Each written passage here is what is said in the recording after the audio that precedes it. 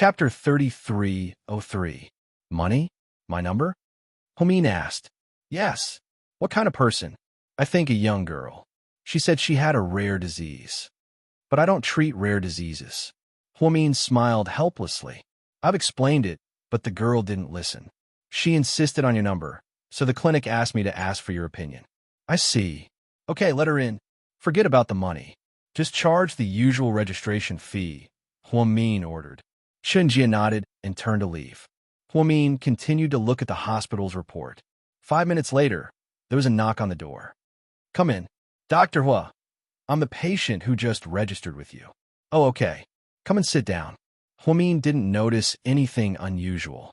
He put down a black ballpoint pen in his hand. He waved his hand at the girl who came in. The girl wore a simple white long-sleeve shirt, light blue jeans, and white sneakers from a well-known brand.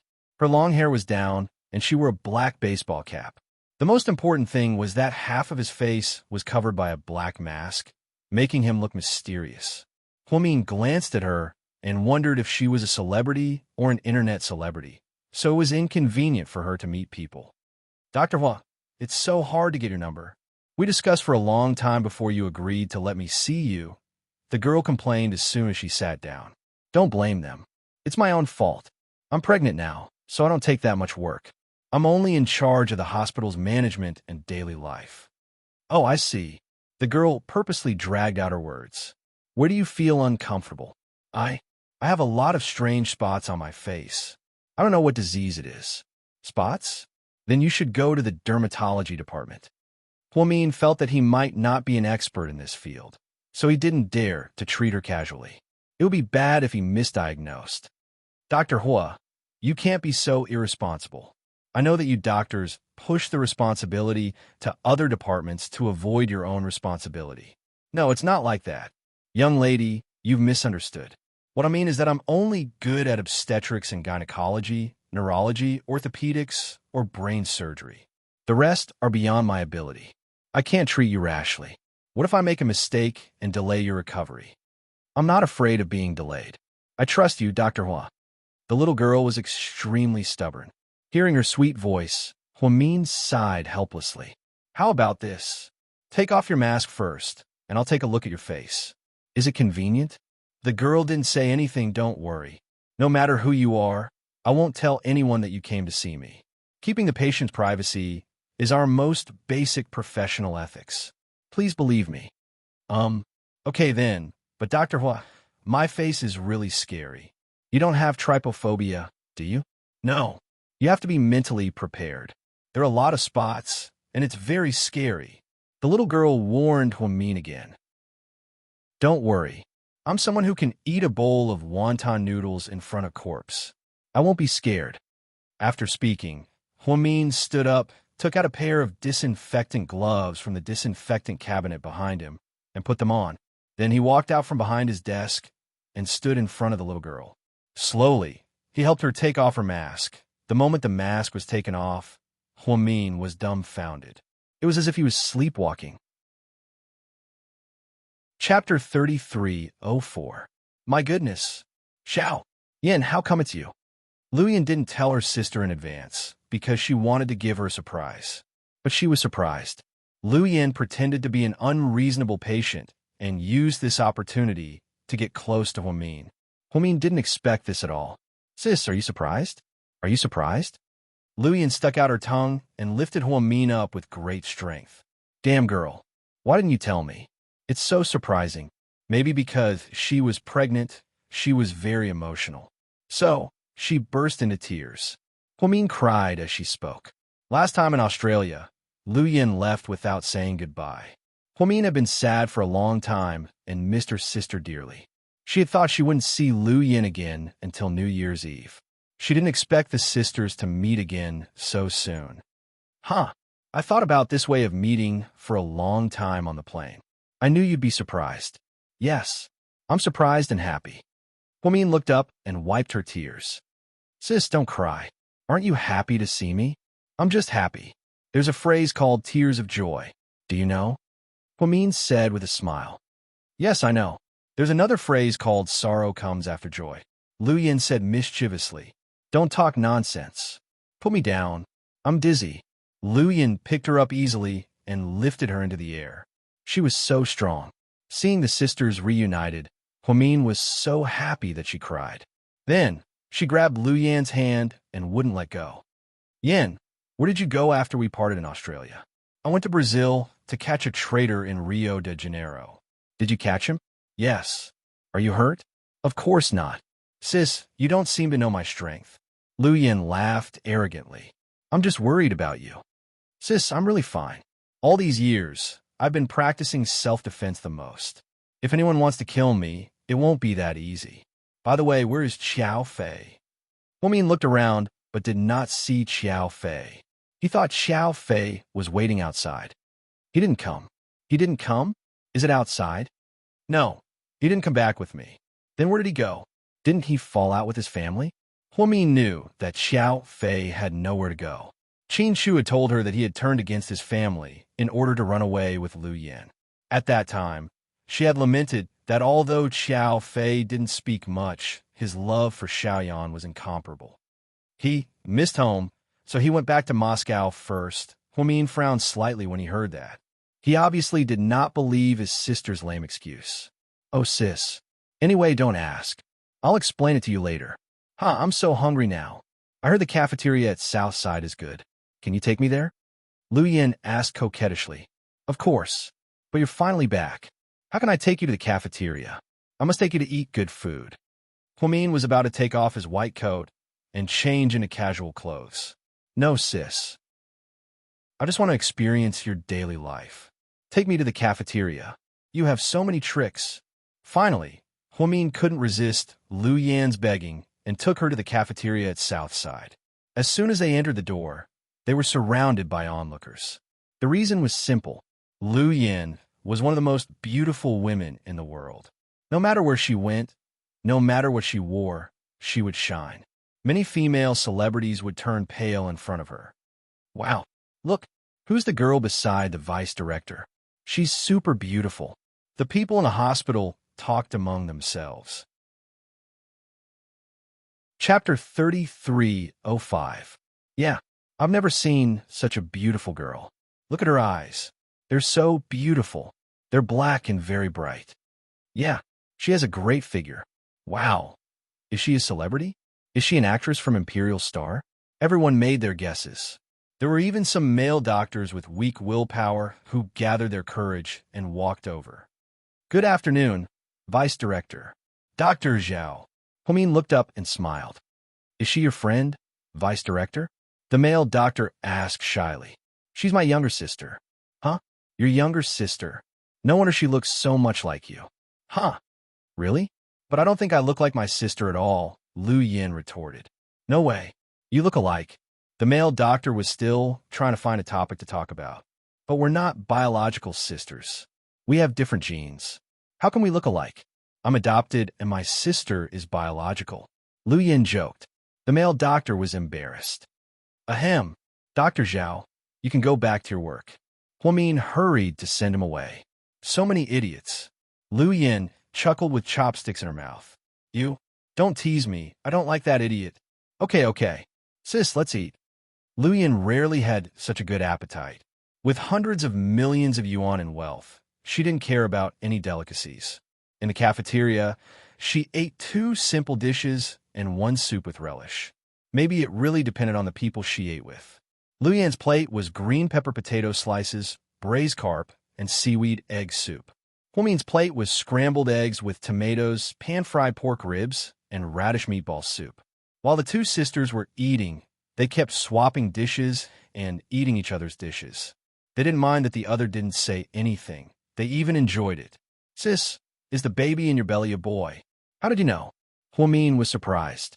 I can tell from your face. I know a pregnant woman with a boy looks terrible. So you're trying to make me look bad?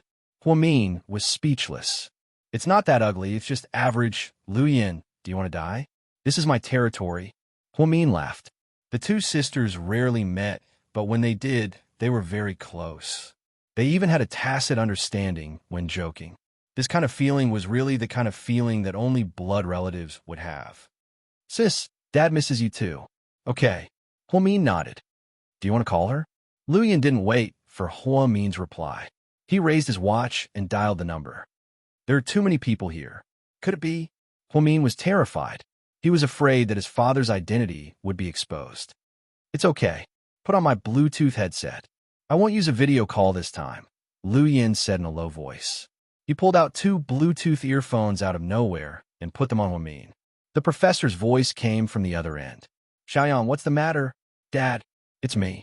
Hua Min's voice was choked with sobs. Yes, she knew this was her father, but she didn't have a chance to see him. Even calling him was a luxury.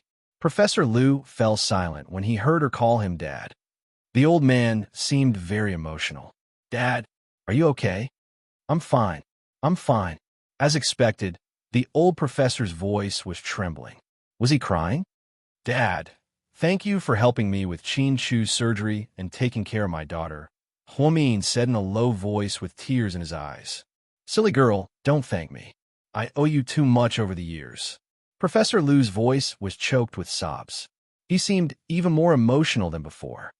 Dad, I'm fine now. I'm 3 months pregnant. It's a boy. You'll have a grandson soon. Hua Min fought back his tears and spoke normally. Chapter 33:06. Good. Kid, you must take good care of yourself. Yeah, I will. Dad, you take good care of yourself too. I'm fine. Yin and I are used to it. But after you come back from Australia, you must be careful. I'll listen to you. How are Pudding and Little Bean? Have they grown taller? Yeah. Little Bean likes sweets, and Pudding likes milk, so they're a little taller than her sister, Hua Min replied with a smile. I did a physical test for them last time. Little Bean is a little chubby. You must control her diet and eat more vegetables. Huh? How is that possible? Every time I ask her to eat vegetables, she says she's not a little rabbit. Why should she eat vegetables? Hua Min laughed with tears in his eyes. Hearing this, Professor Lu's eyes were filled with love and affection. Whenever he thought of his twin granddaughters, his heart would feel warm. It was as if everything in the world had lost its color at that moment. After Yin goes there, you must control her. Don't let her cause trouble at your place, the professor instructed. No, Yin is so smart. She'll protect herself well. I'm not worried about her. I'm worried that she'll hurt other people and innocent people. Ever since she was little, wherever she went, there was chaos. Ha! Hua Min was amused by his father's words and laughed like a blooming flower. He was no longer as sad as before. Lu Yin pouted. Dad, you're making fun of me again? I'm just telling the truth. Okay, stop nagging. I'm going to continue eating with my sister. Goodbye, old man, then. Lu Yin hung up. Huh, I wasn't done yet. Hua Min was a bit reluctant to leave. This was the first time he had talked to his father in such a serious manner. It was a magical feeling and filled with happiness. For Hua Min, family was like a Chinese medicine to her. Therefore, she especially cherished these 2 people who were related to her by blood. Sis, the old man is the public enemy of the world. A lot of bad guys want to catch him. We usually don't talk for a long time. I've only talked to him for a dozen seconds at most. This time, I've already been lenient with you. It's already been more than 30 seconds. If it's more than 40 seconds, it's easy for those terrorists to track the signal source. You don't want the old man to be in danger, right? I see. Hua Min looked down sadly. But it's okay, don't be sad. I'll let you talk to him often in the future, even if it's just a few words each time. Okay, Hua Min nodded.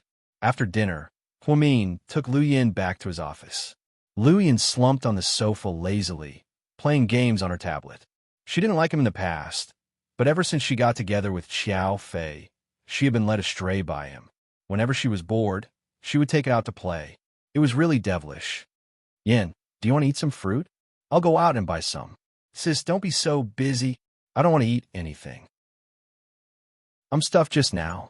If it's okay, can you give me a glass of cold water? Thank you. Lu Yin smiled sweetly. Hua Min stood up dotingly and poured a glass of water for Lu Yin from the water dispenser. Then, he handed it to her. Yin, how long do you plan to stay this time? Hua Min asked expectantly. How long do you want me to stay? Lu Yin looked up, her eyes full of smiles. Don't mean what I say. Will you listen to me? Hua Min was also amused. Chapter 3307. Tell me, I'll listen. Lu Yin took a sip of water and continued to chat with her sister. Why don't you just settle down here? Stay here forever. Sis, you're so greedy. Huh. I'm only saying it because you asked me to. I can't live here forever. I'm afraid this place will be blown to the ground because of my arrival. I can't affect your life here. What are you talking about? How can it affect your life? I didn't mean that, sis. Calm down. I just think a person like me shouldn't live in one place for too long. Traveling around the world is more suitable for me. Okay. Miss Lu Yin, do you want to write a book about your travels after you retire?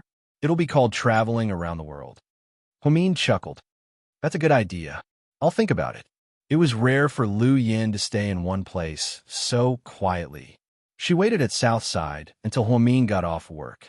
Then, she followed Humin to the RV prepared by Qin Shu and went back to South Hill Manor. Lu Yin ordered her subordinates to go have fun by themselves. She gave each of them a sum of money and told them to go have fun by themselves. She didn't want to have anything to do with her subordinates when she was with her family. She just wanted to enjoy this beautiful moment in peace. Before going home, Humin asked the driver to go to the school. This was the most famous international school. It was said that the tuition was as high as 500,000 yuan a year. The students who went to the school were all rich and powerful. They were either the children of top businessmen, political officials, or military leaders. Children from ordinary families didn't have the right to go to the school, even if they were good at their studies.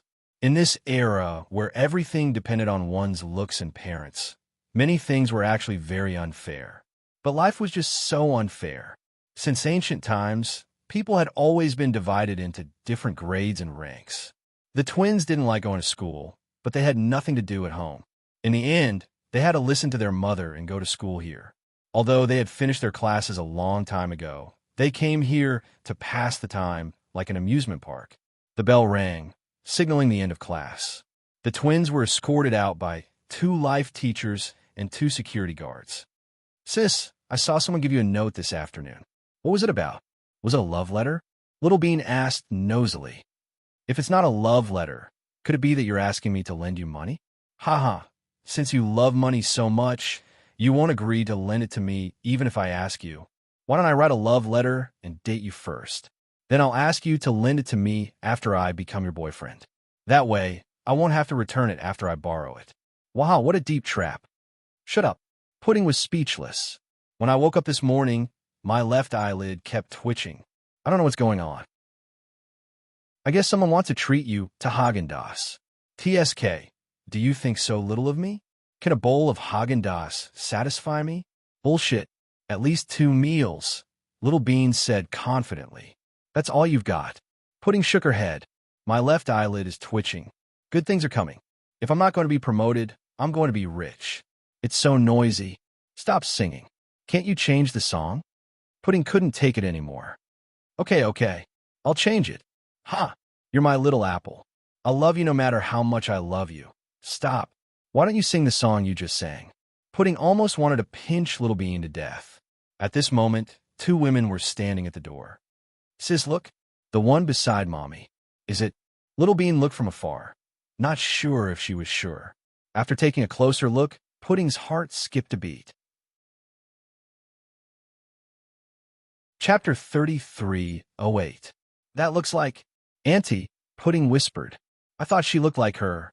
Wow, it really is Annie. Then, without waiting for Pudding's reply, Little Bean dashed over. Auntie, my dear Auntie. Pudding was calm at first, but when she saw Little Bean, she couldn't help but run over as well. Just like that, the 2 kids ran into Lu Yan's arms. Auntie, it really is you. Little Bean hugged Lu Yan tightly. Yeah, how are you? Are you happy? Lu Yan asked with a smile. Of course I'm happy. It's a big surprise. Let me tell you, Annie, when I woke up this morning, my left eyelid kept twitching. I knew something good would happen today. Good. Our Little Bean has amazing foresight, Lu Yan chimed in. Auntie, Pudding stood on the side and greeted her shyly. Oh, my little Pudding. Come, let Annie kiss you. Then Lu Yan picked up Pudding and kissed her on the cheek. Annie, I want one too. Little Bean was so cute when she fought for Lu Yan's favor. Okay, I'll give you one too. Lu Yin squatted on the ground and hugged the two babies. The scene was so heartwarming. Huamin looked on happily from the side. Yin, what do you want to eat tonight? I just sent Mr. Qin a WeChat message, and he asked you to pick a place to welcome you back. Well, I have to think about it. President Qin is so rich. I have to give him a good beating. Come on, you're richer than Qin Shu. Don't be so spineless. Huamin laughed. My money is mine. Isn't it his money that I'm spending? I want to eat. After thinking for a long time, Lu Yin finally said something that shocked Huamin and the twins. Sis, I want to eat enchanting ramen. Huamin, pudding, Little Bean. Auntie, are you kidding? Little Bean couldn't believe it. No, it's true. But why do you want to eat ramen? It's only 2 yuan a bowl, you know? Little Bean didn't give up. I've even eaten crocodile meat when I was in Africa. So, I really don't have any requirements when it comes to food. In your place, the most expensive food is some raw seafood. When I was on the island, I often ate it, and I'm already sick of it. Things like sea, cucumbers, abalones, lobsters, and the like make me want to vomit. So, I just want to eat the most ordinary food, which is only available here. You don't have to eat ramen, do you? We have delicious Sichuan-style hot pot here, and all kinds of barbecued meat, including the roasted lamb leg from Inner Mongolia. When it came to food, Little Bean was very professional. She began to introduce everything to her auntie. There's no hurry. We can eat slowly. It's my first day here. I slept on the plane for so long. My appetite is not very good. I want to eat something light. If that's the case, ramen is really suitable. Pudding nodded. Most importantly, I heard that enchanting ramen is the place where someone got engaged. I'm very curious. Ha ha ha. Lu Yin laughed nosily. Huamin, sis, ask your husband if he wants to treat you or not. Of course. We'll treat you even if you eat 100 bowls. Huamin laughed. Mommy, 100 bowls only cost 200 yuan. Do you want to stuff Annie to death with 200 yuan? If that's the case, I won't have an Annie anymore, Little Bean said seriously. Immediately, everyone burst into laughter. Lu Yin held each of their hands and got into the RV. Huamin sent Qin Chu a WeChat message, telling him to meet them at enchanting ramen. As soon as they got into the car, Lu Yin asked nosily, Little Bean, who's Gao Buyan? Chapter 3309. Ahem. Little Bean coughed violently and tried to change the subject. Auntie, let me tell you, there's a new dessert shop on Chuntao Road. The coconut milk sago is delicious. Don't change the subject. Tell me, who's Gao Buyan? Lu Yin pressed. Annie, why don't you ask me who Wei Yinshu is? Little Bean chuckled. Qin Mumu, do you want to die? Qin Zhao Zhao, you can't be so violent to me. We share the same mother. Little Bean retorted shamelessly. I don't share the same mother as you. How can you treat your twin sister like this? Little Bean was displeased that Little Bean betrayed her at this critical moment. You're the older sister. It's normal for you to take the blame. Calm down. You must calm down. Little Bean smiled. Auntie, don't listen to her nonsense. Little Bean leaned her head on Lu Yan's shoulder. Lu Yan nodded and continued to pinch Little Bean's face lovingly. I'm not interested in Wei Yinshu. I'm interested in Gao Buyan. Auntie, how do you know about Buyan? Did my mommy tell you? Little Bean suspected that she had been betrayed by her mommy. How come I'm implicated? Huamin was lying on the armchair in front of them, playing with his cell phone and browsing Weibo. He felt wronged when he heard that he was implicated. Your Annie has the best intelligence network in the world. I can find out anything I want in a minute. Really? Don't brag. Little Bean obviously didn't believe it. Then I'll show you something. Here, I'll show you something. Lu Yin pressed the button on her watch, and an operation interface appeared in the air. Little Bean were dazzled by Lu Yan's actions. Finally, she stopped at a search page. Say a person's name and try it. Really? There are so many people with the same name in the world. If you say a name, won't a bunch of names appear? Little Bean was doubtful. Try it.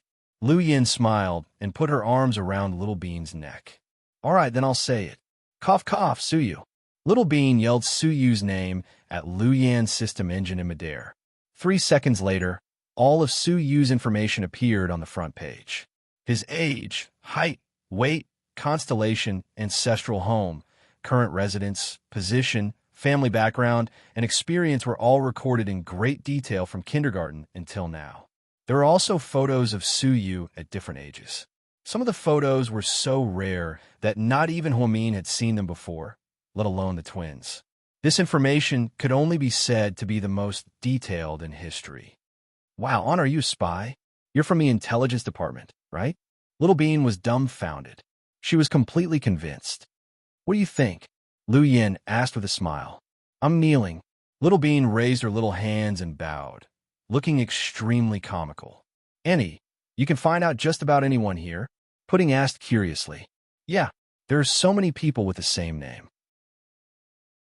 How can you be sure that the Suyu that Little Bean mentioned is our handsome Sue? Pudding was curious. Because the system automatically identifies the most famous person with the same name. Suyu is famous in China, so it's not hard for him to appear on the front page. What if it's an ordinary person? Pudding asked again. You'll have to exclude them from the list of people with the same name. For example, you'll have to input something more specific, such as address and age. Got it. That's awesome. Pudding gave her a thumbs up. I came here in a hurry and didn't have time to go out and buy gifts. What do you two want? Lu Yin patted their heads. Chapter 33:10. Can we not give you a present? I heard Annie is as rich as a country. Then we'll take US dollars, Little Bean said with a grin. Huh, you little brat. Little Bean, don't ask Annie for money. Huamin didn't like his daughter's bad habit. Mommy, I'm just teasing Annie. We're not poor, right? Little Bean immediately explained. Annie, don't listen to Little Bean's nonsense. We don't want money. We're happy that Annie came to visit us. Little Bean hugged Lu Yan's shoulder and said coquettishly, Okay, you two are the first people who dare to tease Annie. You're pardoned. Then Lu Yan took out 2 bundles of US dollars from her military-grade purse and handed them to the sisters. Wow, I was just joking. You really have money? Little Bean exclaimed. Of course. Annie must fulfill your wish. Lu Yin might be exaggerating when she said she was as rich as a country, but she was definitely a super rich woman. She had so much money that she couldn't even count it. She was different from other girls in that she didn't like to wear branded clothes or carry branded purses. However, the things she used weren't cheap at all. They were even more expensive than luxury goods because she used military factories. The seemingly simple waterproof purse she was wearing was said to be worth as much as 180,000 yuan on the black market. Only a top mercenary commander like Lu Yin could afford it. Yin, don't give them money. They're still young. Huamin immediately stopped her. Sis, don't worry. It's not a lot. I just brought some change for them to play with. Plus, US dollars don't work here. Lu Yin chuckled. Auntie, you're so rich. I admire you so much. Pudding held the bundle of US dollars and exclaimed from the bottom of her heart. She had heard the conversation between her auntie and her mother very clearly, and he said it was just some change for them to play with. But Pudding was very sensitive to money. She touched the bundle of US dollars and knew it was at least 20,000 yuan. How much was 20,000 US dollars? Now that the exchange rate of US dollars had risen, it was as much as 150,000 yuan. 2 3-year-old kids, 20,000 US dollars each. That's 150,000 yuan? Was this really just pocket change? Yes. Lu Yan's money was nothing to Pudding, so she couldn't help but admire her auntie's wealth. Oh, what's wrong? Do you want to work with me? Lu Yan teased her. Forget it. I won't be able to learn all of Annie's skills. I plan to invest in stocks and venture capital when I grow up and help my dad manage a few companies. Pudding had already made plans for herself. Ha, little girl, not bad, right? You're ambitious. What about you, Little Bean? What do you want to be when you grow up? Lu Yin pinched Little Bean's chubby cheeks lovingly. Me? I don't have any dreams. My sister's dream is the sea of stars, and my dream is to eat, drink, and play. Huh? That's a great wish. Lu Yin laughed. Yeah, but you can't blame me. My family is very rich. My dad can make money. My mommy is very capable, and my sister is obsessed with making money. It shouldn't be hard for the 3 of them to support me. Plus, my husband can support me in the future, so I'll just eat, drink, and play. I don't need to have dreams, Little Bean explained with a clear conscience. Annie, did you see that? Little Bean is always so shameless. Pudding pointed at her sister and teased her. Come on, I'm not shameless. I'm just being casual. Life is short, so we should enjoy ourselves. At this moment, Huamin turned his head and saw that they had arrived at Aixein's Ramen. We're here. Let's get out of the car. Wow, isn't that Daddy's car? He arrived earlier than us? Little Bean looked out the window. Chapter 33:11. When Huamin and Lu Yin got out of the car with the twins, they saw Qin Shu's car parked in front of the entrance. It wasn't easy to see a luxury car worth tens of millions in a small alley like this, so a lot of people were looking at the car. There were even some people who kept taking pictures or taking selfies with selfie sticks. There was even an old lady with a 7 or 8-year-old boy who wasn't satisfied with taking selfies. The old lady even carried the boy up and put him on the hood of Qin Shu's car. Qin Shu was driving a silver limited edition commemorative Audi R8. It was low-key and luxurious. There were only 10 of them in the world, and it was said that the buyer's identity was very strict. Qin Shu was one of the top entrepreneurs in China, so the German HQ also checked GK's HQ in the United States. They finally approved the car, and it was said that the price of this car was as high as 88 million yuan. Just the tax alone was enough to buy a luxurious Mercedes-Benz. Qin Shu originally wanted to drive it for Huamin because Huamin loved Audi very much. But now that Huamin was pregnant, he couldn't drive a sports car like the R8 anymore. He could only take the RV, so Qin Shu drove the car. Damn it, that kid is sitting on the hood of Daddy's car. How pretentious. Little Bean was very unhappy. He's just taking a picture. Huamin smiled and didn't think much of it. Huamin was about to enter the store with his daughter when the little boy stood up. She stomped on the hood of the machine and jumped with all her might. Huamian couldn't stay calm anymore. Annie, can you let the kid get out of the car first? Huamin asked politely. It's not your car. Why do you care? Mind your own business. The old lady glared at Huamin. This is my family's car. This is my daddy's car. Pudding couldn't help but stand up and say loudly. So what if it's your car? I'm just taking a picture, the old lady said confidently. You can take pictures, but you don't have to climb up. Are you scared? Your kid is stepping on the hood of the car. What's the meaning of this? Little Bean couldn't suppress her anger. Children are mischievous. They're just playing. It's not like they're stepping on them. Why are they shouting? If you break it, can you afford to pay for it? Little Bean roared angrily. Forget it, Little Bean. Let them take pictures. Huamin felt that it wasn't easy for the old and the young, so he didn't want to argue with them. However, what happened next left everyone speechless. Grandma, I want to pee. Let's go. Grandma will carry you to the toilet. No, I want to stand here and pee. The cars here are very nice. The little boy refused to give up. Logically speaking, this was a 7-year-old child. He should be sensible, but such a rude request. Instead of scolding him, the old lady indulged him. Okay, then I'll give you some support. You pee on the ground. No, I want to pee on the car. The child continued to be stubborn. Okay, then pee. Come on, Grandma will take off your pants. Hey, old lady, are you crazy? Luyan finally couldn't stand it anymore and walked over with a sneer. After we pee, I'll wipe it for you. Why are you yelling at us? We're just kids. How can you be so heartless? Heartless? You're talking about heartless with me? Lu Yan's face darkened. Chapter 33:12. Hey, you're such a pretty girl. How can you talk to me like that? Old madam, people need their dignity. Don't take advantage of your seniority, okay? Others may spoil me, but Lu Yan, won't spoil you. You're too much. The old madam was furious. She held the child in her arms and argued with Lu Yan. However, she didn't get out of the car. The child was jumping around in the car. There's a kind of people like you. They're used to measuring others by the standards of a saint, but they measure themselves by the standards of a bitch. Annie well said. I'll give you a thumbs up. Little Bean smiled brightly behind her. Pudding's eyes were also opened. It was the first time she saw her Annie arguing with someone. It was so satisfying. Yan, forget it. Let's go in and have some noodles. Huamin thought the old woman and the child were the weaker party. Even if he wasn't a saint, he couldn't continue arguing with them. Otherwise, if a passerby took a picture of them, people would say that they bullied the old, the weak, and the sick the next day. In order not to cause trouble, Huamin didn't want Lu Yin to continue arguing with the old madam. But Lu Yin wouldn't agree. She wasn't someone who could stand being bullied. Sis, take the child in first. I'll be there in a minute. Lu Yin didn't even look back. Huamin didn't want to. Qin Shu had already ordered ramen. Seeing that they were at the door but didn't go in, he came out to see what was going on. What's going on? Qin Shu walked over and put his arm around Hua Min's shoulder.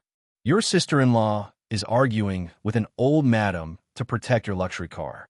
Hua Min summarized the situation briefly. Mr. Qin was slightly speechless. Then he said in a low voice, "My sister-in-law is indeed fierce. Everyone come and see this. This woman is unreasonable. She bullied an old woman and a child. She has no conscience. Hurry up and take a video of her and post it on the internet. Let the netizens scold her. Young people nowadays don't respect the old and love the young. Respecting the old and loving the young depends on who we are, not people like you. Let's look at it from another angle. If our children peed on your luxury car, would you agree? Old madam, don't try to use moral coercion, got it? Hurry up and get your little brat down here, or else I won't be polite anymore. Bad woman, I'll beat you to death."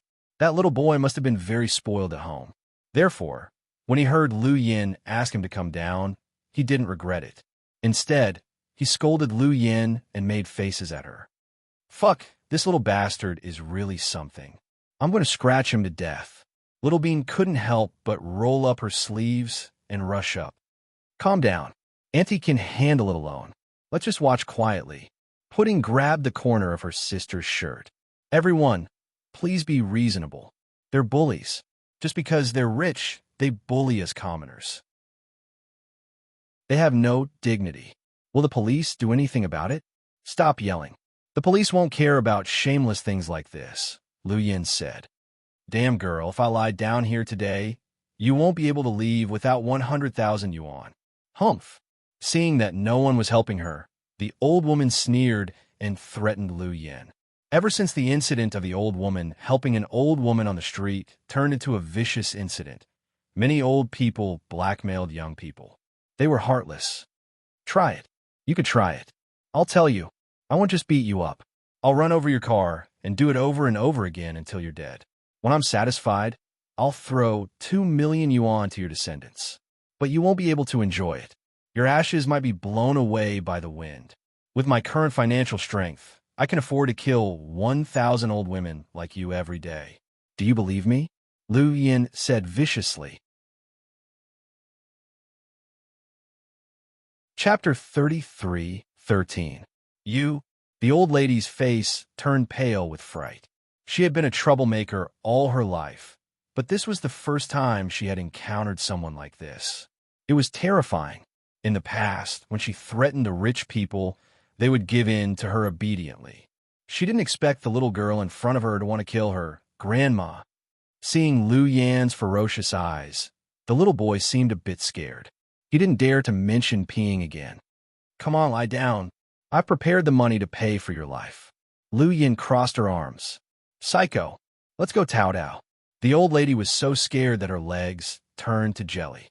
She picked up the child from the machine, put him under her armpit, and rushed out of the crowd. Her footsteps were light and light. After the old lady left, the people around her started to clap. Lu Yin was a bit confused. What was going on? "Girl, you did a good job teaching her a lesson. This old lady is not very popular and always comes here to extort money. This time, she's well behaved." "Yeah, pretty girl, you did a good job." The atmosphere changed so fast that Lu Yin didn't know what to say. See, evil can't prevail over good. There are more people with good values than old people like that. Hua Min chuckled. Lu Yin looked back at Qin Shu and greeted him with a smile. "Hello, President Qin." "Hello, second miss." Qin Shu began to tease her. "Ahem, don't, just call me Yin," Lu Yin said modestly. Second miss was an honorific in the mercenary world, so Lu Yin wasn't used to using it in front of her family. "Let's go and eat." "It's ready," Qin Shu said. "Yeah, I'm hungry. Let's go." Then, Lu Yin led the twins into the restaurant. Andy, you're awesome. I admire you. Little Bean pulled Lu Yan's hand. Really? That's awesome. I'm just talking. I haven't done anything yet. I'm afraid that her old bones won't be able to take it. Lu Yan chuckled. Auntie, if the old lady really lay on the ground, would you really dare to hit her? Little Bean asked curiously. What do you think? Lu Yan rubbed her cheek against Little Bean's, but didn't respond. Instead, she walked in with a smile. Chin Shu had already ordered 3 bowls of beef ramen. He even asked the boss to make small bowls for the twins. Daddy, I think I don't need to eat small bowls anymore. I'm growing and I need nutrition, Little Bean said. Okay, then eat Daddy's big bowl. Chin Shu doted on his daughter, so he directly pushed his bowl of noodles to her. Forget it. I don't want your noodles. I just want the beef in your bowl. Little Bean smirked. Little Bean, your grandpa said you're too fat. You can't eat so much meat. Huamin immediately looked at her. Mommy, Grandpa isn't here. Why are you so serious? Grandpa isn't here, but I still have to supervise you. This is for your health. Huamin shook his head and didn't let Chin Shu give the beef to Little Bean. Mommy, haven't you heard of the saying on the internet? What? Huamin tilted his head and looked at Little Bean. Don't worry too much. Eat whatever you want. In the future, once the doctor tells you what to eat, you'll be done for. Huamin, ha, where did you hear that? Lu Yan laughed hysterically. Also, Grandpa Mao smoked and drank, but he lived to the age of 80. Grandpa Deng also smoked and drank, but he lived to the age of 90. Mr. Zhang Shuoyang smoked and drank, and he had a mistress, but he lived to the age of 100. Uncle Lei didn't smoke or drink, and he did a lot of good things, but he died at the age of 28. The others almost burst out laughing. You just said you wanted to eat meat. Why are you talking so much nonsense? Pudding glanced at her sister indifferently. Huh, that's weird. Look, those guys keep staring at us. Are they bad guys? Little Bean was about to refute her sister when she saw a few men eating carpets next door, looking at them suspiciously. Chapter 33:14. Hearing Little Bean's words, Lu Yan coughed awkwardly and stood up. Ahem, you guys eat first. I'll go take a look. Chin Shu, on the other hand, was very calm. If it was really someone dangerous, his subordinates would know. Therefore, he knew that Lu Yan's men had been following her in secret. Daddy, are they Annie's friends? Little Bean was curious. Yeah, they're so ugly. Chin Shu was speechless. Huamin was speechless. Does the appearance of Annie's friends have anything to do with you? Pudding looked at her sister. Of course. Annie is such a beautiful and powerful woman. She shouldn't be friends with ugly people, Little Bean said happily. Forget it. Auntie isn't here. Don't flatter her. It'll be awkward, Pudding said nonchalantly. Little Bean twisted her body and didn't say more. Lu Yan strode over and glanced at her subordinates. Damn it. Didn't I tell you to go out and have fun with the money? Why are you following me? Lu Yan lowered her voice. Seeing their boss come over, the subordinates all stood up. Boss, we're not in the mood to have fun. We're worried about your safety. Damn it. Am I a pussy? Why are you worried about me? Even if there were a dozen of you, you wouldn't be a match for me. Okay. Lu Yan looked like she had nothing to live for. She could only blame them for being too loyal. She gave them money, but they didn't want to have fun and insisted on following her. We definitely can't defeat boss. But if someone wants to harm you, we won't let them go. Take that madam as an example. She treated you like that. One of the loyal subordinates said. Damn it. What did you do to that old lady? Hearing his words, Lu Yan broke out in cold sweat. Nothing much. On her way back, she sprinkled olive oil and threw a few pieces of watermelon rind so. Lu Yan's eyes widened. She didn't want to change the structure of the city. She just wanted to stay in peace for a few days. So, even if the old lady crossed the line, Lu Yan didn't really want to do anything. However, her subordinates didn't know their boss's true intentions. If she really killed someone, Lu Yan would be calm, but if her sister knew, she would probably feel uncomfortable. After all, her sister was a doctor, and her hands were used to save people. So the old lady sprained her ankle. She probably won't be able to get out of bed for at least 3 months. It's good for an old lady like her to go out less, the subordinate said seriously. Fuck, I'm impressed by you guys. How could you do something like this? Lu Yin poked her subordinate's forehead with her finger. The few of them were immediately frightened. Boss, if you want to blame someone, just scold me. It was my idea. It has nothing to do with them. The leader was a little scared. Forget it. You're smart enough not to kill her. As for spraining her ankle, you did a good job. Lu Yin smiled proudly. The subordinates looked at each other, thinking that their boss's mood had changed so quickly. I'm just having dinner with my sister and the others. Don't follow me, it's a bummer. Go where you need to go. Put on your watches. If I need you, I'll call for you. But, boss, Ian's people seem to be on the move. The leader frowned slightly, thinking that his boss was underestimating the enemy. Chapter 33:15. Ian? Humph, a loser. He's not worth mentioning. Listen to me and have fun. After a few days of vacation, we might have to face a big battle. Then, Lu Yin smiled mysteriously and left. Hey, what do you guys think? Shouldn't she be sad after breaking up with her boyfriend? Why does she look so happy? Maybe it's because she saw Missy. You know how much Missy cares about her sister. Yeah, we'll never know what Missy is thinking. We'll do whatever she wants us to do. Okay, let's go. Missy always has bodyguards with her. She'll be fine. We're in China, not abroad. After being scolded by Lu Yan's subordinates left quietly. Lu Yin returned to her seat and sat down. Auntie, your friends left? Yeah, they left. Lu Yin smiled and didn't hide it. Auntie, where's your boyfriend? Little Bean suddenly asked. Who told you that? Lu Yin was a bit embarrassed. We all know. Daddy and Mommy have met him a few times. It's Uncle Qiao, the handsome one, him? We broke up a long time ago, Lu Yin said calmly. Really? You broke up so soon? Soon? We've been together for a long time. It's enough. We're sick of each other just looking at each other. Okay. Auntie, you change boyfriends like you change clothes. Little Bean smiled. So, do you want to learn from Annie? You can walk among thousands of flowers, but not a single leaf will stick to you. No. I want to be loyal because it's in our family. Grandpa is loyal, Grandma is loyal, Uncle is loyal, Mommy is loyal, Daddy is loyal, and my sister is even more loyal. So, I have to be loyal too. Even if I don't want to be, I have to pretend to be. Otherwise, I'll be criticized for having bad morals. Little Bean said the last sentence in a low voice. But everyone heard it. Little Bean, eat your noodles. Don't brag in front of Annie. Homin didn't know what to do with his little daughter. Okay. Mommy, I'll eat. Little Bean immediately lowered her head and ate her noodles. How does it taste? Homin glanced at Lu Yin and asked, Do you want to tell the truth? Of course. Actually, the taste is average. This kind of noodles can be found anywhere. You guys like to come here because of the nostalgia, Lu Yin said honestly. No. They're here because it's cheaper, Little Bean interrupted again.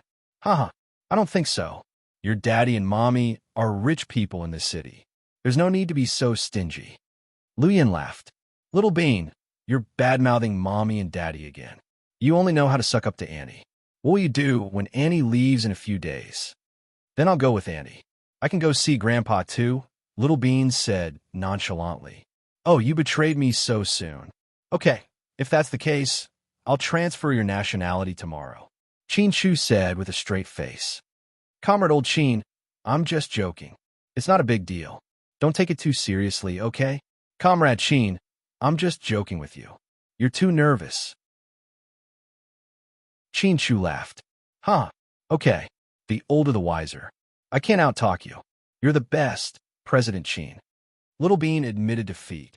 The few of them were eating ramen happily.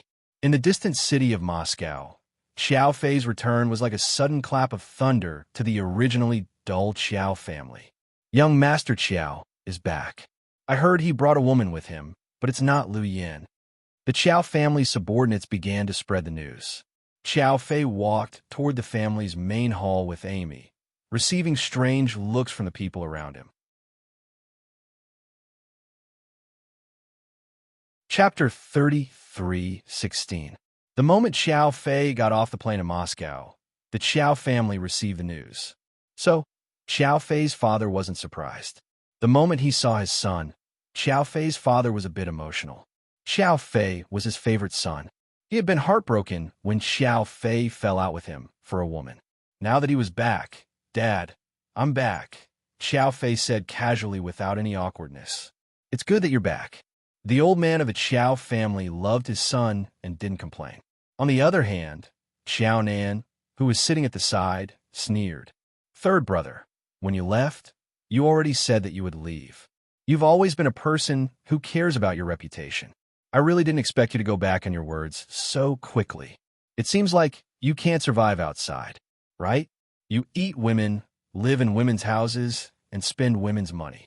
Living like a gigolo, you must be frustrated. Lu Yin must have bullied you a lot, right?" Amy couldn't stand it anymore. Someone was looking down on Xiao Fei. She was about to argue with them when Xiao Fei reached out and stopped her. She didn't dare to say more. "Second brother, you're right. I can't stand Lu Yin anymore." "So what?" "Second brother, you don't seem happy that I'm back. Are you afraid I'll take something from you?" "Ridiculous.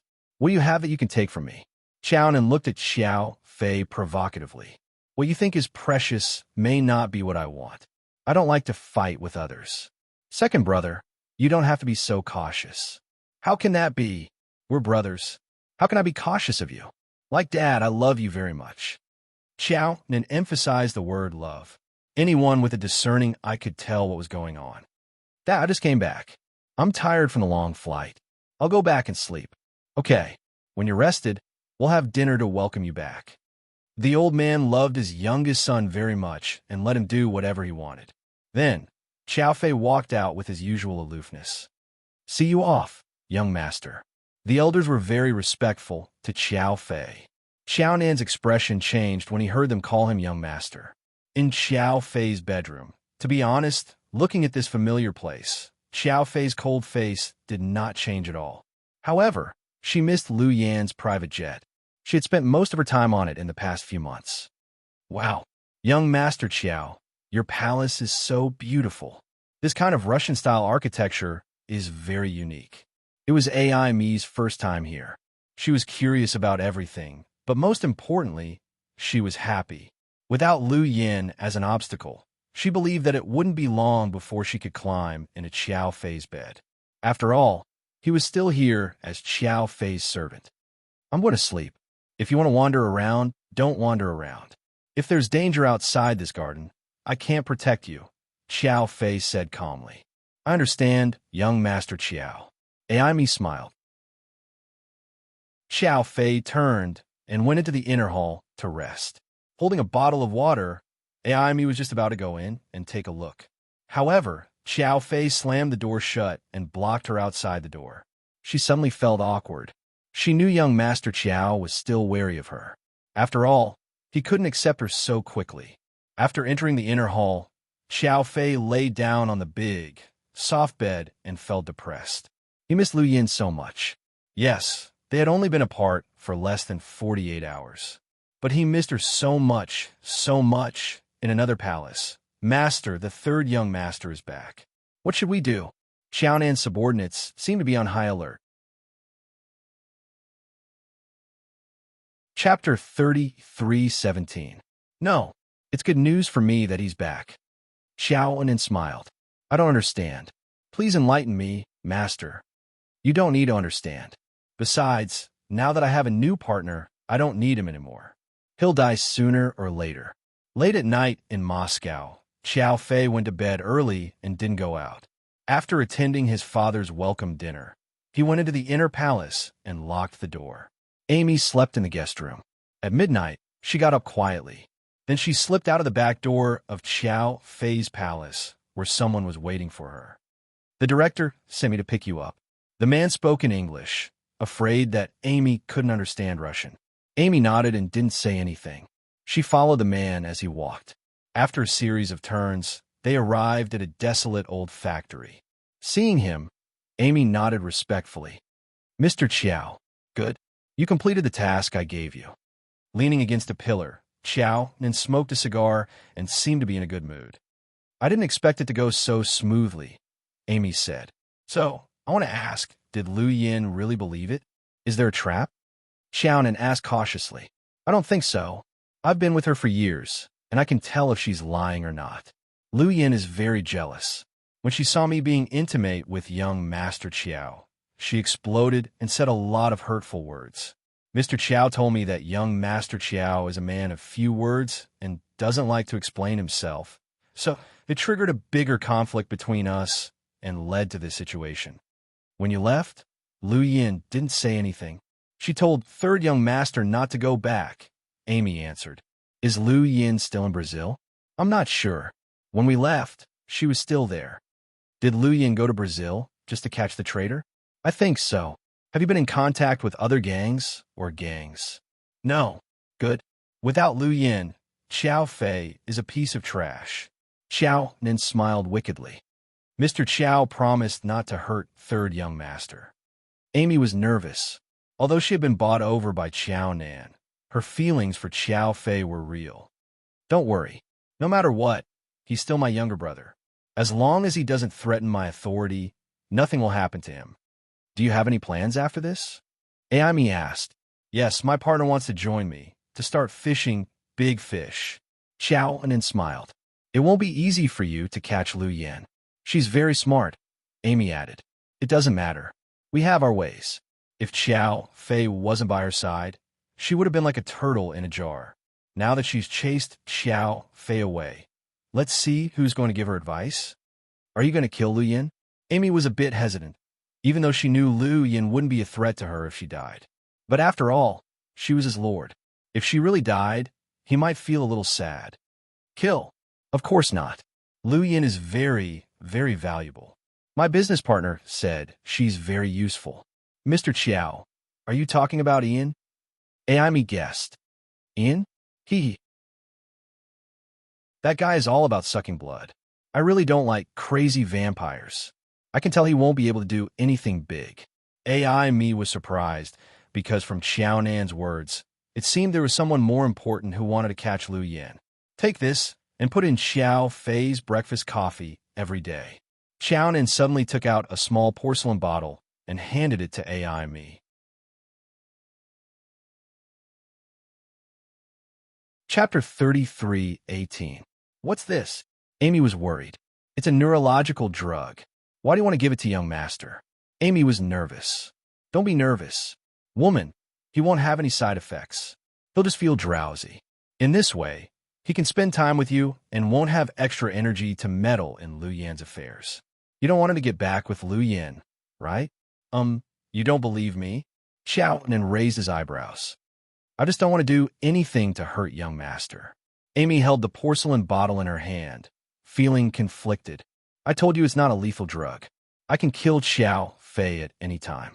After all, this is my territory. Hearing Xiao Nan's words, Amy put away the small porcelain bottle. After Amy left, one of Xiao Nan's subordinates asked, Master, will she believe you? I think so. After all, she's worried that Lu Yin will come back and take him away from her. Master, you're really smart. The drug's incubation period is 3 months. After 3 months, Xiao Fei's liver will start to rot. Then, we'll be able to kill him effortlessly. We can even put the blame on that little bitch, Amy, in front of the old master. That's why. Not only is Xiao Fei brainless, but the people around him are brainless as well. I wonder why that chick Lu Yin likes him. Xiao Nan felt smug. In the old castle, the next morning, when Xiao Fei got up, Amy had prepared breakfast. She had made many of Xiao Fei's favorite Chinese dishes and seemed to have put a lot of effort into it. Young Master Qiao, it's time to eat. Okay. Xiao Fei sat at the table quietly. Amy walked over with a cup of hot coffee, her hands shaking slightly. Young Master Qiao, here's your coffee. Put it here. Xiao Fei didn't take it. You must drink it while it's hot. It won't taste good when it's cold, Amy urged. Xiao Nan was right. Amy was worried that the powder would harm Xiao Fei, but she was more worried that if Lu Yin was in danger, Xiao Fei wouldn't be able to control himself and go to Lu Yin. So, she put the unknown powder in Xiao Fei's coffee. Xiao Fei looked down at the coffee, but didn't drink it. Go get me some candy. Didn't you used to dislike sugar? Amy was slightly startled. I used to like Lu Yin. I have to change my old habits, Xiao Fei said casually. Aimi didn't dare to say more. She turned and walked to the kitchen. The moment Aimi entered the kitchen, Xiao Fei quickly switched his coffee with Aimi's. The exact same color, the exact same cup, there was no flaw at all. When Aimi came back, she handed the candy to Xiao Fei. Under her gaze, Xiao Fei put in his coffee and stirred it slowly. Aimi looked at this scene in shock and was very nervous. Young Master Xiao was so smart. If he saw through it, she would be finished, right? Xiao Fei did not raise his head to look at Aimi, but under her silent gaze, he slowly finished his coffee. Seeing that Xiao Fei didn't notice, Aimi was relieved. Then, she took the time to send a message to Xiao Nan. He already drank it. From the beginning to the end, she might have been too nervous and did not notice the cold smile on Xiao Fei's face. After finishing his coffee, Xiao Fei looked up and said gently, "Sit down and eat. Drink the coffee while it's hot." Ow. Okay. Aimi was flattered. She sat down across from Xiao Fei and sipped her coffee. "Drink more if you like it." Xiao Fei continued to smile.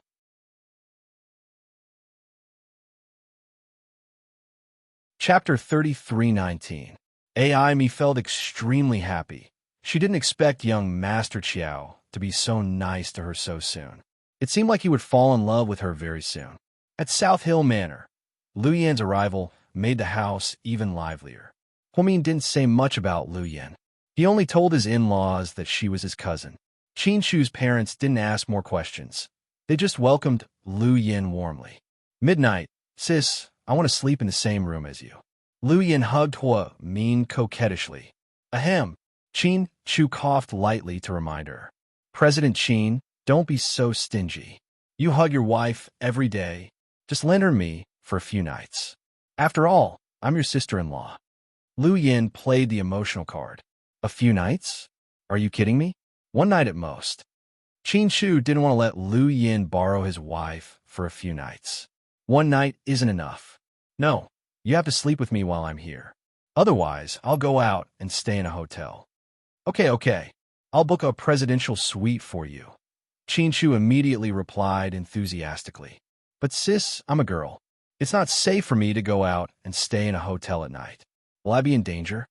Lu Yan began to act. "Aren't you afraid of being struck by lightning?" "Miss Lu Yan, those people are the most dangerous when you're staying in the hotel. They're always worried about being blown up by a bomb genius." Qin Shu added. "I'm such a gentle person. How could I do that?"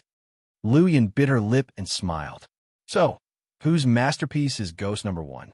Qin Shu asked directly. "Brother-in-law, can you not be like this? I'm with an ordinary person right now. I don't plan to cheat. So, you have to be careful that I'm a beautiful and weak girl in my early 20s, okay? Unable to even truss up a chicken? I don't see it. I think you could defeat 10 people in 1 minute. Hey sis, look, your husband is bullying me." In the end, Lu Yan couldn't argue with Qin Shu and turned to Huomin for help. "Honey, let Yan live with me." Huomin began to coax her husband. "Then am I going to be alone?" "Honey, you're so cruel." Huomin and Lu Yan were shocked by Mr. Qin's rare behavior. "Ha ha, President Qin, I'm going to record it and post it on the big screen in GK's lobby tomorrow." Lu Yan laughed. "So, you want me to kick you out of Sea City immediately?" No. I'm just bragging. I won't do that. Okay, I won't play with you guys anymore. I'm going to study to deal with some documents. You two can sleep in the master bedroom." Qin Shu patted Huomin's shoulder affectionately. Then, he walked towards the study. "Your husband is so cool. He's good at everything. He's good at the kitchen. He's good at protecting his wife and children. And he can even beat a pervert. He's an all-rounder husband. Xiao Fei isn't bad either. Forget it. Don't mention him to me now." "What's wrong? Did you guys really have a fight?"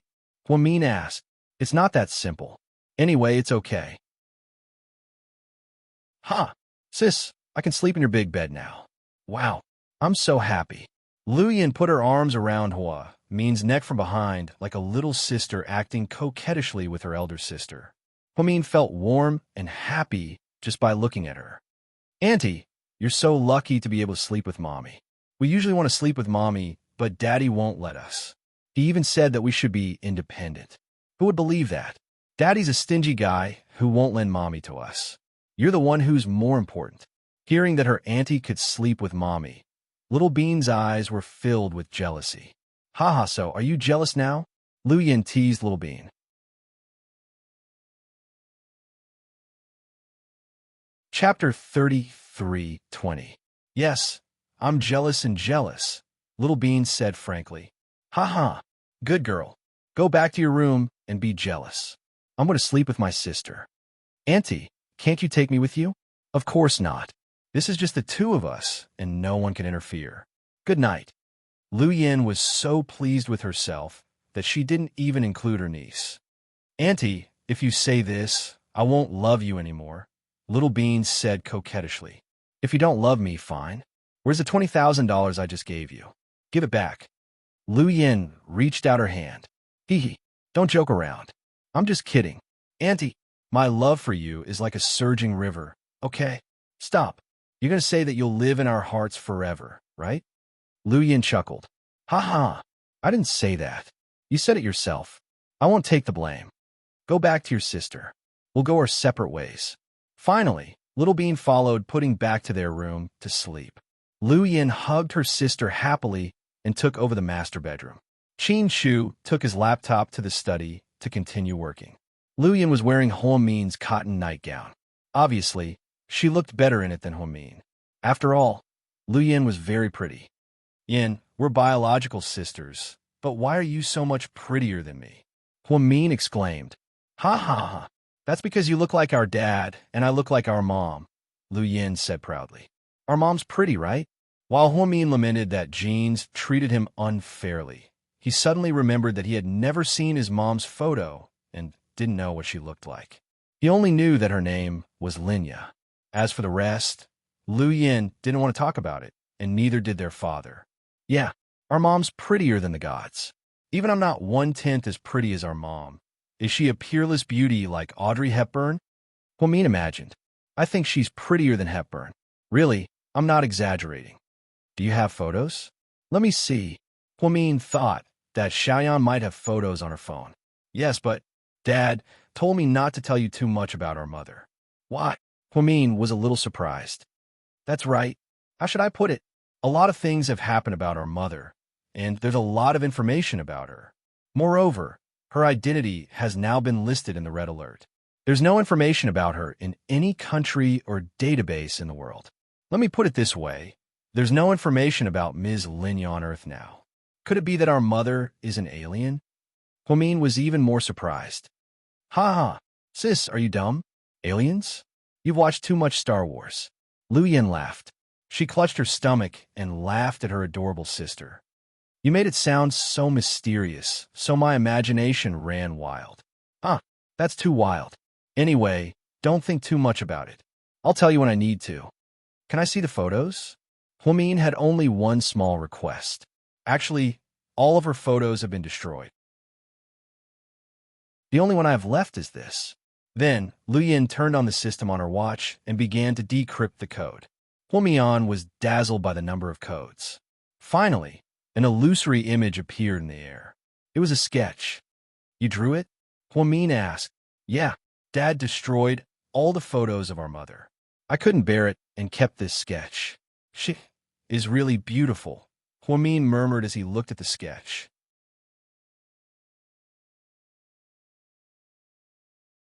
Chapter 33:21. Of course, she's one of the most beautiful women in the world. In fact, you're also very beautiful, my Yin. Ho Min reached out his hands and pinched Lu Yan's little cheeks lovingly. It was the first time in her life that someone had done this to her. If it were someone else, their hands would have been dislocated before they could even see her face. Lu Yin was very alert and would never fall into a deep sleep. Even if an embroidery needle fell to the ground, it could be heard clearly. Sis, stop it. Let's go to sleep. I'm so sleepy. Didn't you sleep on the plane? Yeah, but I'm jet-lagged. Okay. The two sisters chatted casually. Lu Yin liked this kind of peaceful feeling the most. She finally felt like an ordinary person. She was a younger sister and the aunt of her children. She wasn't a female demon on the battlefield or the king of a mercenary group.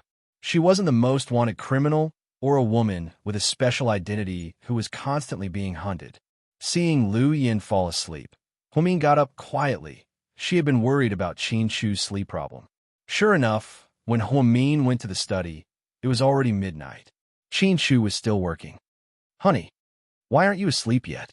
Qin Shu looked at his wife tenderly. "Yin is asleep. I was bored, so I came to see you. Go to sleep." "Honey, I made the bed for you in the guest room. I know. Then go to sleep now. I still have some work to do. I'll go in a bit. Don't worry." "No, I want you to put down your work and go to sleep." Qin Shu. Seeing his wife's determined attitude, Qin Shu had no choice but to compromise. He turned off the computer and walked over. First, he hugged Huamin intimately and kissed her forehead. Then, the couple went into the guest room on the second floor. "Are you going back on your word and going to sleep with me while Lu Yin is asleep?" Qin Shu teased her. "Fisk, am I such a disloyal person? I promised Yin, so I can't do that. It's not right. I'm just worried about you." "I'm not a child. What's there to worry about?" When Qin Shu entered the guest room, he realized that Huamin had carefully decorated the room. The lights were dimmed, and there was lavender incense on the table. The Bluetooth speaker at the head of the bed was still playing soft music. "Honey." Qin Shu seemed to understand his wife's intentions. "Isn't it romantic?" Huamin smiled and acted coquettishly in Qin Shu's arms.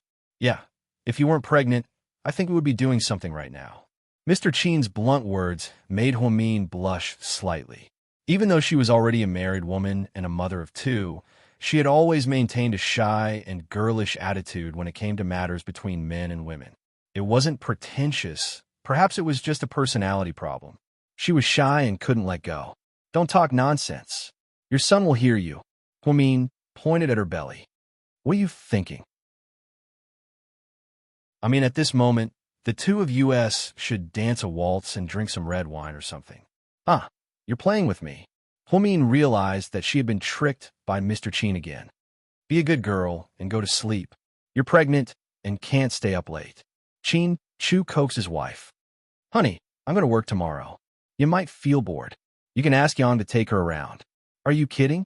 You want Yang to accompany Lu Yin?" Qin Shu thought that with Yang's personality, Lu Yin would beat him until his bones were broken in less than a day. What should we do?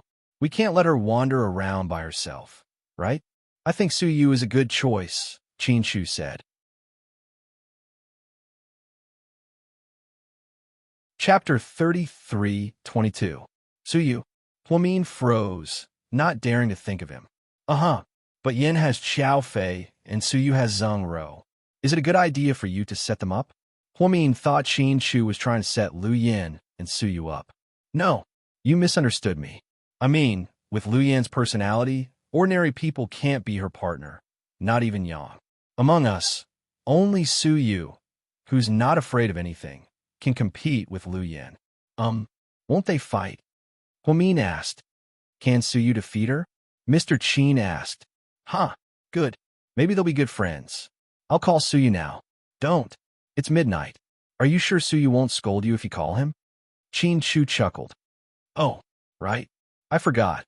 I'll tell him about it tomorrow morning and ask him to show Yin around so she won't be bored." "I think you worry too much, honey.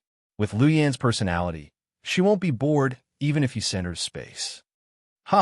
You're mocking me again."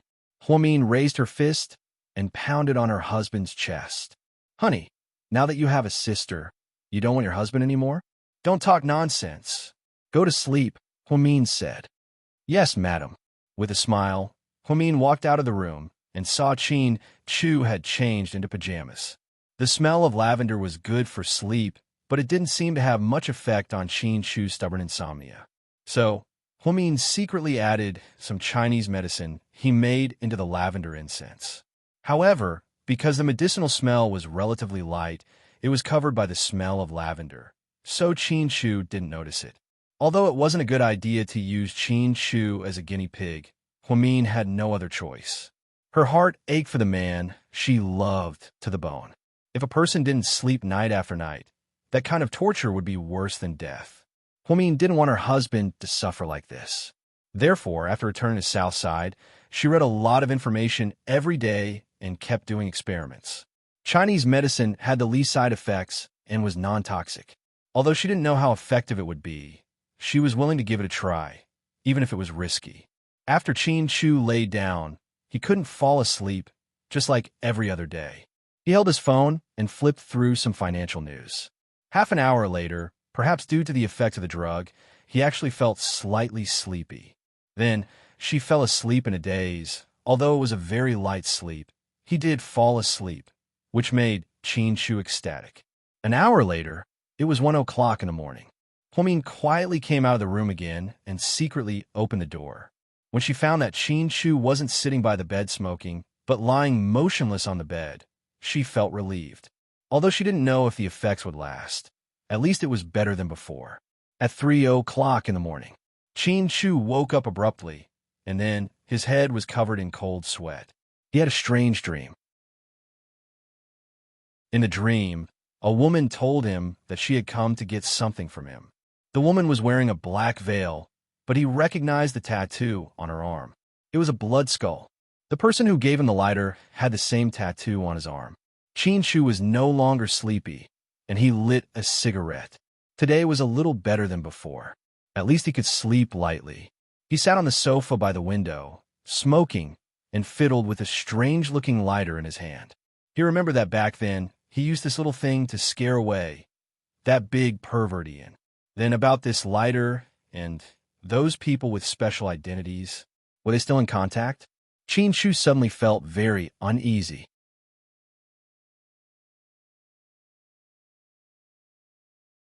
Chapter 33:23. The next morning, Huomin sent a WeChat message to Su Yu. Lord Su, my sister is back from abroad. I have to go to work tomorrow. If you have time, you can show her around. Haha, you two can eat and have fun. I'll pay for all the expenses. Dr. Hua, do you want me to be your tour guide? Su Yu joked. Haha, Director Su, can I? Yes. Since you asked, of course I can. But why don't you ask your husband to accompany her? Isn't he free? How many brothers-in-law have you seen with their sisters-in-law? Huomin asked. Haha, I get it. Don't arouse suspicion. Isn't your sister pretty? Don't fall in love with me. After all, I'm so handsome. So you turned on his narcissistic mode. Don't worry. She's taken. Even if she's taken, she can still fall in love with me. Even if she's married, she'll still be attracted by my radiance. Lord Su, are you awake? Is it fun to talk in your sleep? Huomin teased. Humph, you're not humorous. Okay, leave it to me. I'll make sure it's done properly, Su Yu promised. Huh, thank you. After Su Yu agreed, Huomin was happy. Qin Chu was right.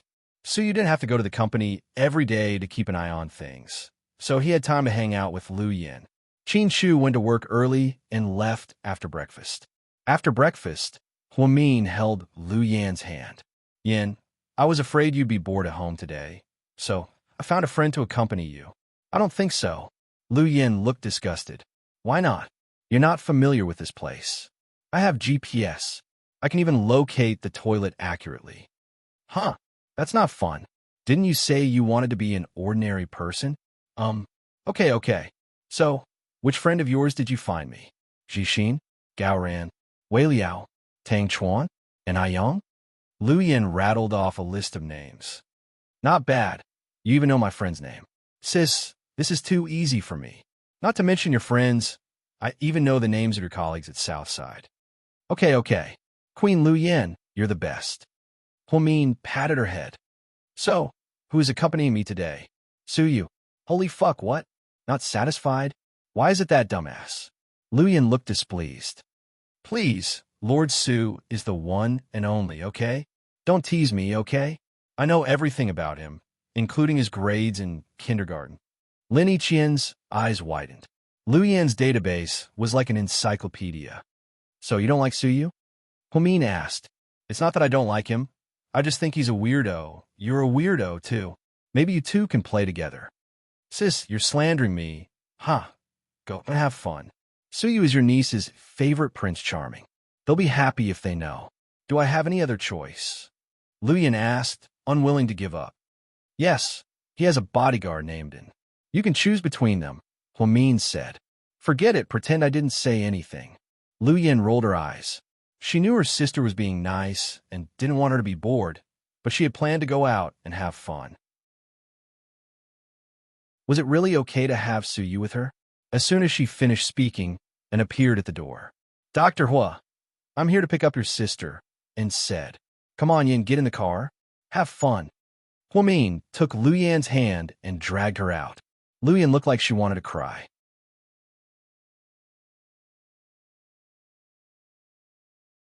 Chapter 33:24. Sis, I won't cause you trouble, right? Lu Yin was afraid that she wouldn't be able to control herself. If she got into a fight with Suyu, wouldn't her sister be in a difficult position? However, she would definitely try her best to control herself and not hit Suyu. Of course, this was just a simple thought. She didn't know the specifics. No, Suyu is a good person. He's a good friend. Huamin believed that his husband was right. A person like Lu Yin shouldn't be with a soft persimmon. It was better to suppress her with a bad temper like Lord Su. Perhaps the effect would be unexpected. Besides, even if Lu Yin was bad-tempered and immature, Huamin still trusted Suyu. After all, Suyu knew that she was his sister and wouldn't neglect her. Lu Yin licked her lips and got into the Audi A8L driven by, and Lu Yin sat in the back without a word. She closed her eyes and planned to take a nap.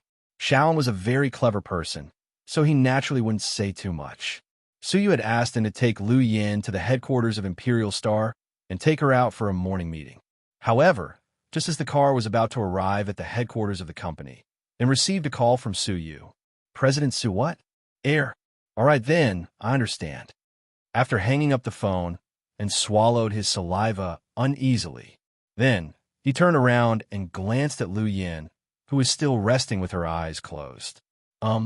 Miss Hua. My surname isn't Hua, Lu Yin said. Aren't you Dr. Hua's sister? I'm his sister, but my surname isn't Hua.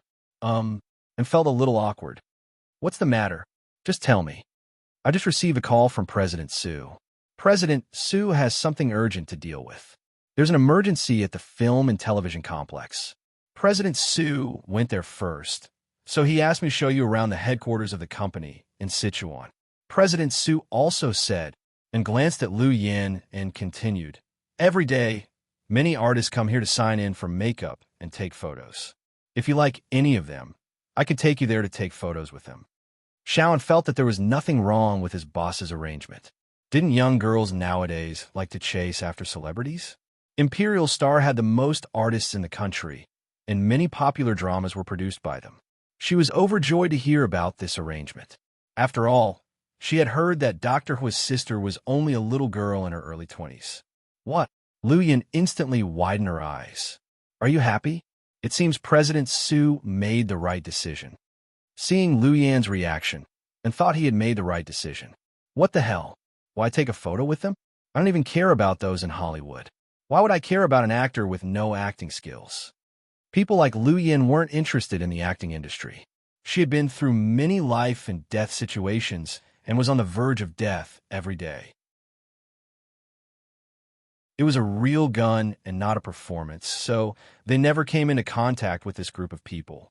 Once, a famous Hollywood actor asked Lu Yin to have dinner with him through all kinds of connections. However, Lu Yin still didn't give him any face. The male star even offered $10 million for a meal. But he still didn't get to see Lu Yin in person. It was rumored that Lu Yan's team didn't accept small orders of less than $1 billion. Yes, these actors and stars were like ants to her and didn't need to be mentioned. $1 billion might be a drop in the ocean for the top tycoons, but for stars, even Hollywood stars, it was a lifetime income. No one would pay all their money to see a woman. So, none of them had ever seen Lu Yin. To them, the second miss was just a legend. Hearing Lu Yan's words, and felt extremely awkward and flustered. Since she didn't want to go, how could he entertain her?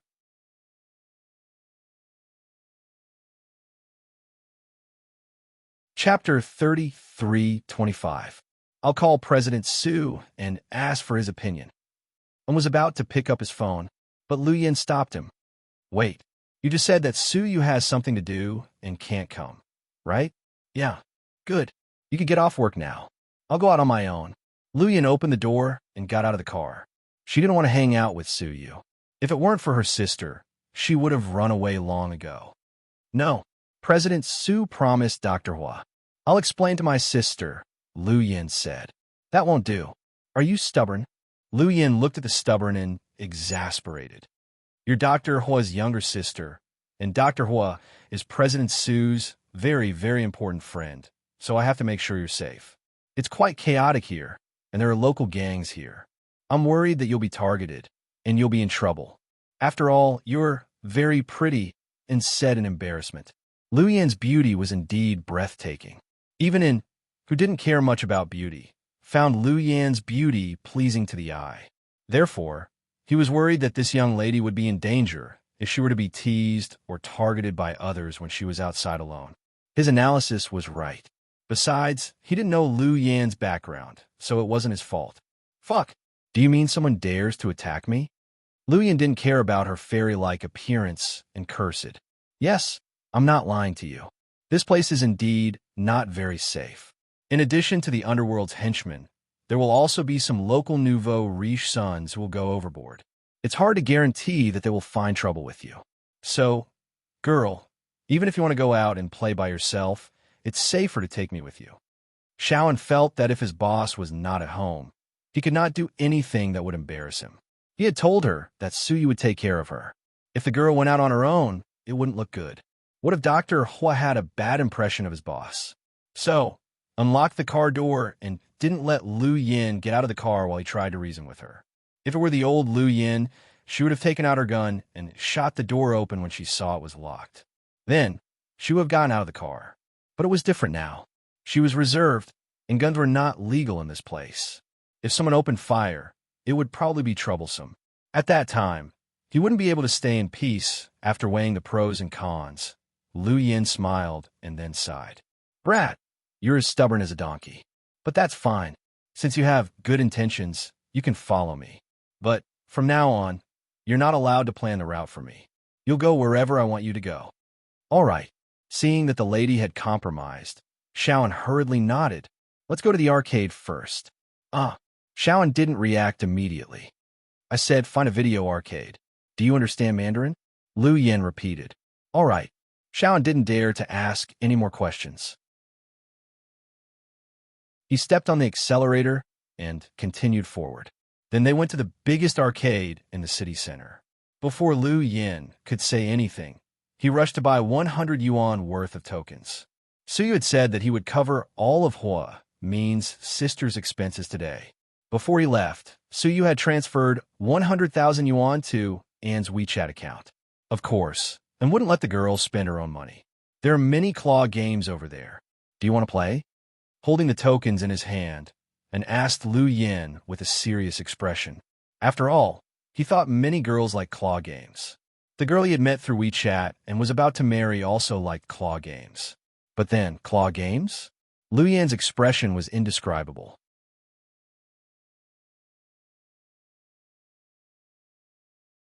Chapter 33:26. Yeah, do you know how to do it? If you can't do it well, I can do it for you, and coaxed Lu Yin. In fact, he really treated her as a little girl.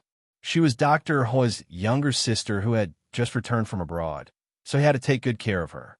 Lu Yin stared at him for 3 seconds and then said, Oh, you can do it yourself. I'll go play the slot machine. Then, she took some tokens from Anne's hand and turned to leave, leaving him embarrassed. His goal was to win the girl's favor, so he didn't want to play the game. So, unlowered his head and followed Lu Yin silently with a pile of tokens in his hands. This was the biggest arcade center in the city. It was big in scale and investment, and there were many people and waiters. There were dozens of slot machines, and many underage kids were playing them with infatuation in their eyes. Lu Yin glanced at the label on the slot machine and didn't see any bonus. So, she called a waiter over. Handsome, which slot machine has the highest bonus? Lu Yin asked. The one in the innermost corner has the highest bonus. The waiter pointed at the slot machine. How much is the bonus? The boss said the highest is 100,000 yuan. But this place has been open for more than 2 years, and no one has ever won. The highest bonus is 30,000 yuan. 100,000 yuan? That's low, Lu Yin complained. But she didn't speak loudly, so the waiter didn't pay attention to her. Do you need any help? That's all. Thank you, handsome. Then, Lu Yin walked toward the slot machine that was the furthest away from the other players. Miss, wait a minute. Perhaps Lu Yin was too beautiful. The waiter called out to her again. Yeah? Lu Yin looked back. This machine has the highest bonus, but the chance of losing is also very high. Now, many slot machines on the market are controlled by humans and will give you a discount based on the amount of money you lose. In other words, you have to lose a lot to have a chance of winning. So, people don't like to play it. If you want to play, I suggest you play the fruit machine over there. The bonus isn't high, but the chance of winning is high. Thank you for the reminder. I'm just playing for fun. I won't lose much. Lu Yin smiled and continued to sit down on the empty slot machine. Seeing that Lu Yin was going to play the slot machine, and felt the 1 million yuan he had just exchanged for wasn't enough to fill the gap between her teeth. Everyone knew that this kind of thing burned money. If one became addicted to it, they probably wouldn't be able to walk out of this house without spending at least 3 to 5,000 yuan. So, and turned around and paid with WeChat, buying 3,000 yuan of game coins for Lu Yin. After all, President Su had asked him to take good care of her. Sister, there's something wrong with this machine. It keeps swallowing coins and not giving them out. I suspect that the boss did something to it. Everyone who comes here knows about it. You should change to another one. As soon as Lu Yin sat down, a young man who looked to be about 14 or 15 years old who was playing the slot machine reminded her kindly. It's okay. I like to play the dark horse. Lu Yin smiled. Okay. The young man turned his head away from Lu Yin as if she had taken his kindness for granted, carrying a basket of game coins, and passed by the beverage area on his way back. He bought 2 different flavors of juice for Lu Yin. After he took the change, he walked back with the juice. Suddenly, he heard an uproar over there. Fuck! The machine exploded. Someone yelled, and everyone ran over to surround Lu Yin. Then, the whole hall heard the music of the slot machine winning the grand prize, and suddenly felt that it might have been won by Hua Min's strange sister. Chapter 33:27. Sure enough, and ran over and pushed through the crowd. Sure enough, he saw Lu Yan's machine. The slot machine was out of control and was spitting out coins crazily. It was exhilarating to watch. Even if it wasn't her, she felt good. Many people came over to watch, envious and jealous. Wow, this sister is so good. Yeah, isn't this machine dumb? It's been in business for more than 2 years. Has it ever won such a big prize? This is 100,000 yuan, right? I heard that someone won less than half of this last time. Is there something wrong with the machine? Will the boss deny it? While everyone was talking, Lu Yin sat there calmly. But in her heart, she thought that if the boss dared to refuse to pay with the excuse that the machine was broken, it would be a disaster. It's really you. And walked over dumbfounded. There were more than 3,000 game coins in the basket in his hand. Who else do you think it is? Lu Yin smiled. At this moment, the waiters all came over to clean up the scene. Everyone make way. We're going to count the coins. Hua Min looked at the male waiter who reminded her and said, I'll give you 10,000 yuan. Huh? The male waiter was dumbfounded. Then, Lu Yin glanced at the little boy who had reminded her. I'll give you 10,000 yuan too. Hearing this, the little boy was dumbfounded and almost dropped the Coke bottle in his hand. Give me the remaining 80,000 yuan in cash. I like the visual stimulation of cash. Okay, Mississippi, please wait over there for a moment. We'll exchange it for you immediately. Then, Lu Yin stood up and went to the rest area to wait. You're so lucky, and couldn't understand why the girl would give 20,000 yuan to a stranger for no reason. But he still sincerely admired her luck. In fact, those who knew Lu Yin knew that this girl did things based on happiness. As long as she was in a good mood, everything would be fine. If she was in a bad mood, then everyone would be in trouble.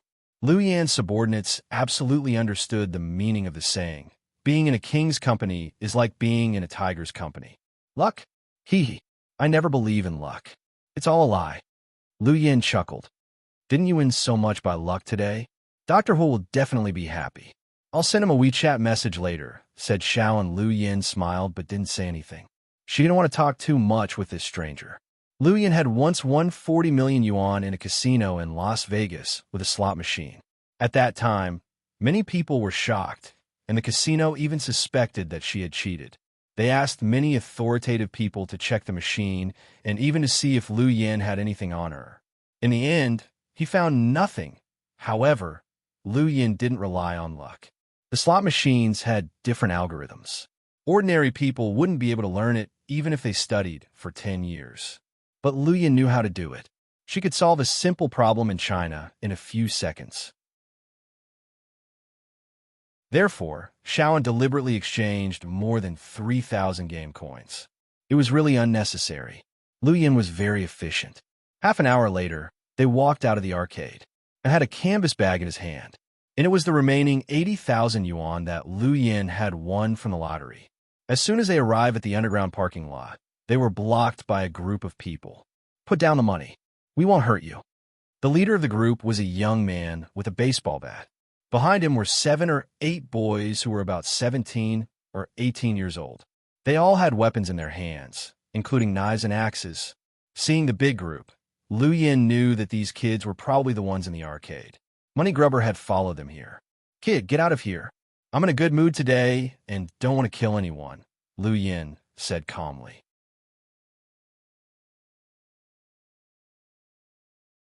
Chapter 33:28. Hee. Woman, it's not against the law to brag, right? You don't want to kill people? You make it sound like you've killed people. One of the boys chuckled. Lu Yin, it seemed that these kids didn't know the immensity of heaven and earth.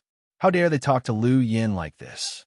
Those who said that Lu Yin hadn't killed anyone should have asked Sister Yin which day she hadn't killed anyone. Since she was a little girl, she had been hunted down, counterattacked, and made bombs. Now, she was in her early 20s. She couldn't even remember the number of people she had killed. You kids look so young. Don't you know that robbery is against the law? And lectured them righteously. Maybe it was because he was a special forces soldier like Suyu, so he was righteous when he was angry. We know, but we're not 18 yet. They won't do anything to us. Do you know a place called the Juvenile Detention Center? And continued to reason with them. Of course I know. The director of the Juvenile Detention Center is my third uncle. So, cut the crap. Hurry up and leave the prize money. The young man who was leading the group was getting impatient. It seems that this isn't the first time these kids have committed crimes. It's useless to lecture them. I think we should help their parents teach them a lesson, Lu Yin said. Take the money and hide in the corner. Leave this to me. Then, and handed the bag of cash to Lu Yin and was ready to fight. Lu Yin wasn't in a hurry. She took the bag and stepped back as and said, Don't let the girl run away. She has the money, the leading boy yelled. Instantly, a group of people swarmed up. Xiaoan's eyes and hands were quick, and he quickly started fighting. He grabbed one of them and punched him. Then he kicked and hit him. However, there were a lot of kids in this group, so it was inevitable that some of them would escape. One of the guys who had been kicked away by got up and ran toward Lu Yin. This was because he felt that women were a vulnerable group. He would be able to get the money in one go. Run. Don't just stand there like an idiot, and yelled at Lu Yin anxiously. However, Lu Yin didn't run with the bag of cash in one hand. Instead, she walked toward the boy. The young man reached out to grab Lu Yin's purse. But before he could touch her, Lu Yin kicked his kneecap. The young man fell to the ground, his hands clutching his knees as he screamed in agony. Yes, Lu Yin had always been fast and ruthless. She never wasted time. He had already used 50% of his strength, and the kid's kneecap was instantly shattered. Of course, he was in so much pain that he wished he were dead. Seeing their comrade fall to the ground, the others were even more furious. They rushed forward with machetes and axes. Unfortunately, one was faster and took care of them before they could reach Lu Yin. Xiaoan pressed down on the head of the young man who was leading the group. Kid, you're so young, yet you don't learn the right things. How did your parents teach you? My parents are officials, and my family is the leader of the prison. You dare to offend this young master? You won't have a high fruit to eat. I will remember you. Not only did the young man not have any regret, He even said the words of revenge, which was really hateful. Oh, you don't know how to repent. How can you say such things? The atmosphere nowadays is really... Before Anne could finish, Lu Yin walked over before Anne could react. Before he could react, she grabbed the leading young man's hand and pulled it back, breaking it with a crack. Ah! The young man screamed again. He was in so much pain that tears came out of his eyes. You want to take revenge on us? Okay. Welcome. But before that, I have a gift for you. You have to accept it. Then she dragged the young man out of Anne's hand, grabbed his head, and slammed him against the wall in front of everyone. With a thud, the foppish young man fell to the ground and fainted on the spot. Anne's expression changed slightly, and everyone else was shocked.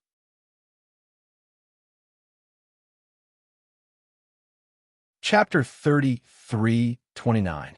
Big Brother Ming. A few teenagers called out to the young man. It seemed that he was indeed a core member of the gang. From his words, it seemed that his family had some power. It had something to do with the prison. Otherwise, they wouldn't have dared to rob the underground garage. They were too bold to do it in broad daylight. The other customers who came to pick up their cars didn't dare to walk in.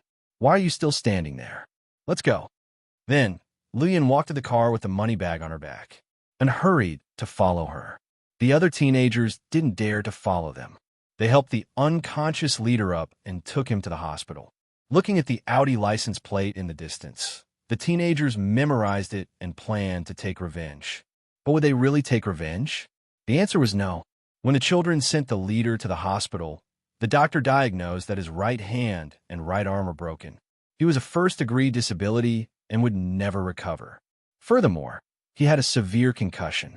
The child's parents wanted nothing more than to kill each other. But when the teenagers told them the license plate number and they checked it, they immediately calmed down. The license plate number of the Audi A8L was Su Yu's grandfather's car in the military. The old man had given it to Su Yu on his 25th birthday. The Su family was the pinnacle of power in this city, not to mention a small prison warden like them. Even the mayor of Sea City had to be careful of them. So, that family could only admit that they were unlucky to rob the Su family. After getting into the car, N's expression didn't look good. Lu Yan's attack had irritated him greatly. He wasn't surprised by Lu Yan's skills. Instead, he felt that Lu Yan's attack was too vicious and fatal. The two attacks must have caused permanent damage to the kid. There was no doubt about it. After 5 minutes of silence in the car, N finally couldn't stand it anymore. I think they were wrong, but they didn't have to be so vicious, and said, "Are you talking about me?" Lu Yan looked up and asked him, "Am I talking about myself?" And was a bit displeased. "Oh, either you don't attack, or you do it to the extreme. This has been my style for many years. I can't change it," Lu Yan said calmly. But he's still a child. Shaun had always been conflicted about the fact that the other party was underage. So, it's not against the law for children to kill people, and children can do whatever they want. So much so that the fact that they were underage had become a golden ticket to avoid death. The laws in the country itself are biased. I didn't expect a man like you to have the heart of a saint. I'm not a saint. I just feel that you were too heavy-handed.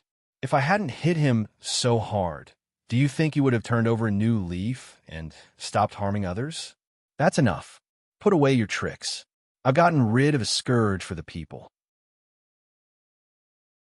This child is already 16 or 17 years old. He's already so old, yet his thoughts are so evil. If I let him out, he'll only harm others. I'm already very merciful for not killing him. Kill him? Isn't it illegal for you to kill people overseas? Shaun felt that this girl looked beautiful and gentle, but the words she spoke were filled with the smell of blood. What does that have to do with you? Did my sister and Su Yu send you here to investigate me? Lu Yan asked coldly.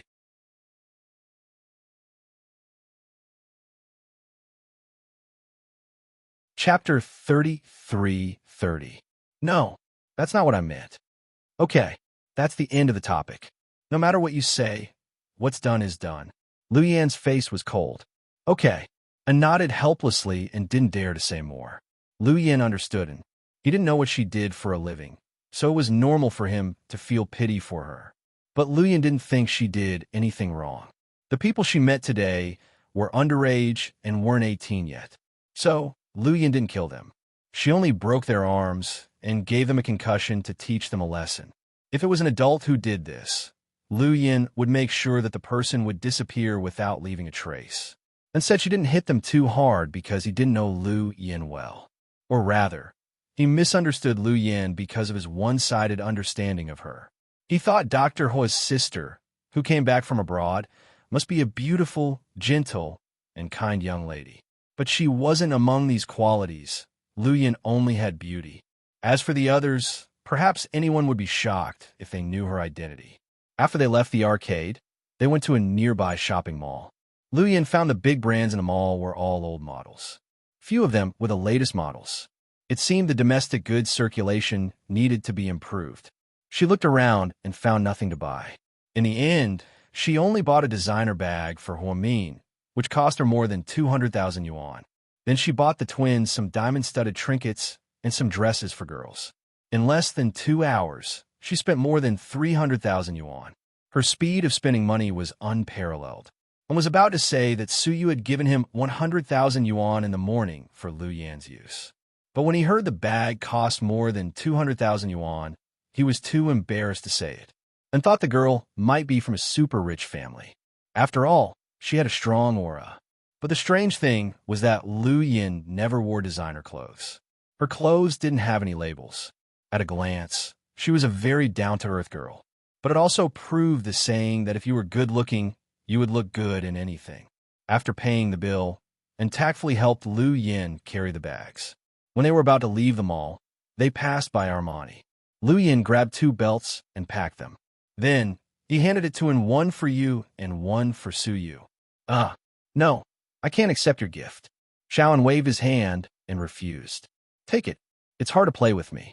Although Suyu didn't come, it was still under his instructions, so don't refuse.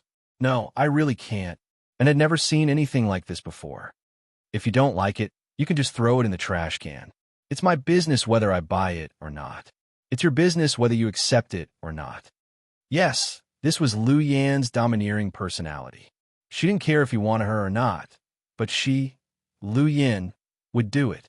Since they all knew that Suyu was his sister's friend, some etiquette was still necessary. In the end, Shaoan could only accept it. How could he bear to throw it into the trash can? One belt, the latest model, was worth about 4,000 RMB. 2 belts were almost 10,000 RMB. After shopping, Lu Yin got into the car and leaned against the back seat. I'm a little hungry. Let's find a place to eat, she said. Okay, what do you want to eat? I'll arrange it. Anything. Was in a dilemma. If she said anything, it would be wrong of him to order anything. Can you tell me what you like to eat? And forced himself to ask.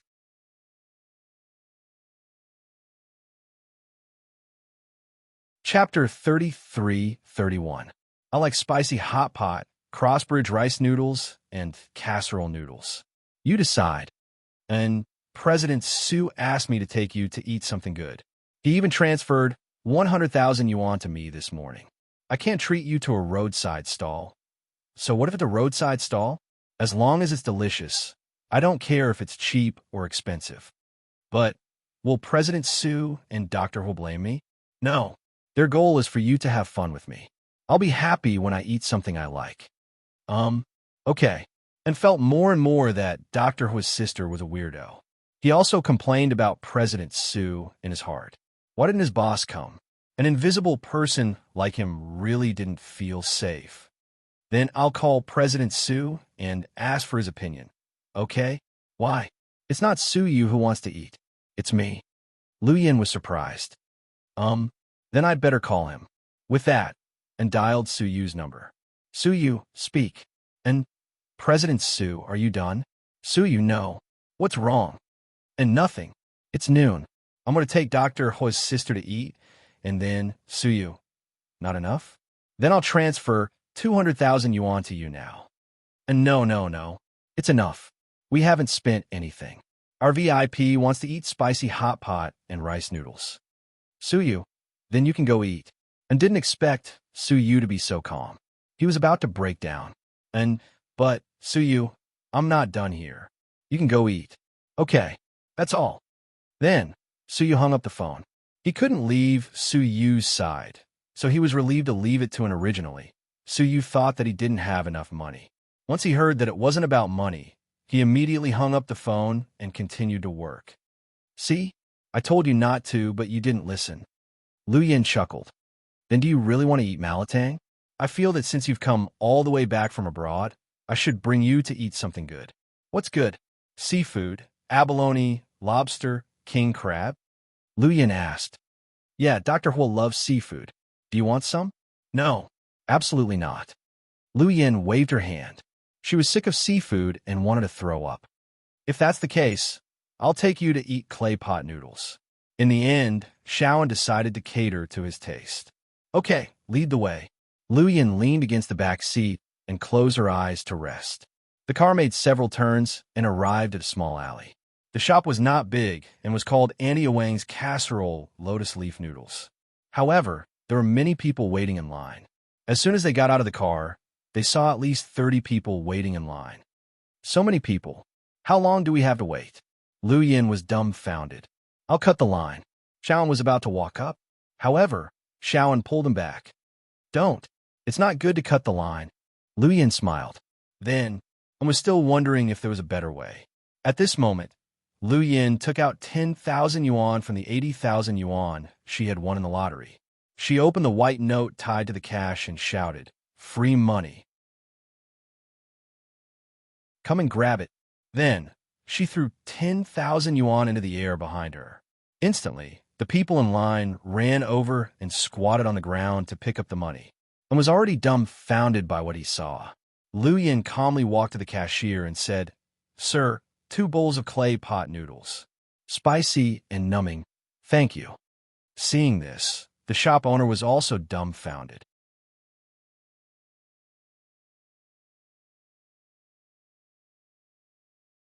Chapter 33-32. Okay. How much is it? 24 yuan in total, the owner said. 2 bottles of ice soda, please. 28 yuan in total. The soda is 2 yuan per bottle. Here you are. Keep the change. Lu Yin put down 100 yuan and walked into the restaurant. Then he came back to his senses and ran in. How can I let you spend money? Take it back. It's not much. Don't fight over it. It's embarrassing, Lu Yin said. And found this girl was indeed Dr. Huo's younger sister. She had a high EQ and no one could refute her words. At this moment, a couple walked in. The woman looked jealous. She glanced at Lu Yin sourly and said to her boyfriend in a loud voice, "Some people like to show off and give money to others. Give me 100,000 yuan again, if you dare." Lu Yin glanced at her calmly. You have to have something to show off. You can't show off even if you want to. I'm happy that I gave you 10,000 yuan. You could do it too. Come on, show me 10,000 yuan. Why should I? The woman retorted immediately. You can't afford it? Then shut up. Woman, how can you talk like that? Who are you talking to? Embarrassed, the woman was about to charge at Lu Yin. On the other hand, the man had a temper and quickly stopped her. No. Let's go. We'll come back to eat when we have time. Why should we go? The woman was still unconvinced but was pulled away by her boyfriend. Lu Yin thought this bitch had a good boyfriend. Otherwise, if she really came to mess with her, she wouldn't be able to go back in one piece. She would probably have to lie in bed for the rest of her life. Are you okay? And looked at Lu Yin in fear. He was afraid she would fight with the woman. I'm fine. Good. I was afraid you would fight with her. And said, Fight? Are you kidding me? For so many years, I was the one who beat people up, Lu Yin said with a straight face. Huh. Okay. You're the best. You think I'm bragging? Lu Yin looked at him. No. I definitely didn't mean that. However, even though Shaoan didn't say anything, he already had a judgment in his heart. He felt that this girl was a perfect match for President Su just based on her ability to burn money. In the past, they always said that President Su could burn money like it was blown by the wind. Now that they looked at it, President Su was so frugal compared to this girl, throwing money at the slightest disagreement. Shaoan felt that it was simply too overbearing for words. Lu Yin ate happily with 2 simple bowls of earthenware noodles and 2 bottles of ice soda. There wasn't even an air conditioner in this small shop, only a fan. It was so hot that everyone was sweating profusely. However, there were still many people waiting in line. The taste was indeed special, but with Lu Yan's appetite, she wouldn't overeat and was full with just one bowl of it. By the time they were done eating and drinking, it was already afternoon. You could go home directly later. What about you? I want to go back too. Then I'll drive you. Aw, no need. I'm going out to buy some daily necessities. It's all female underwear. If it's inconvenient, you don't have to follow me. Okay. And looked embarrassed. Thank you for today. Huh. You're welcome. It's my job. If you need me, call me anytime. And gave Lu Yan his number sincerely. Okay. Huh. Then we'll part here. Bye. Lu Yan waved her hand and drove away in his Audi. Then, our adorable little Yin directly hailed a taxi. Where are you going, miss? The taxi driver asked enthusiastically. The biggest nightclub here.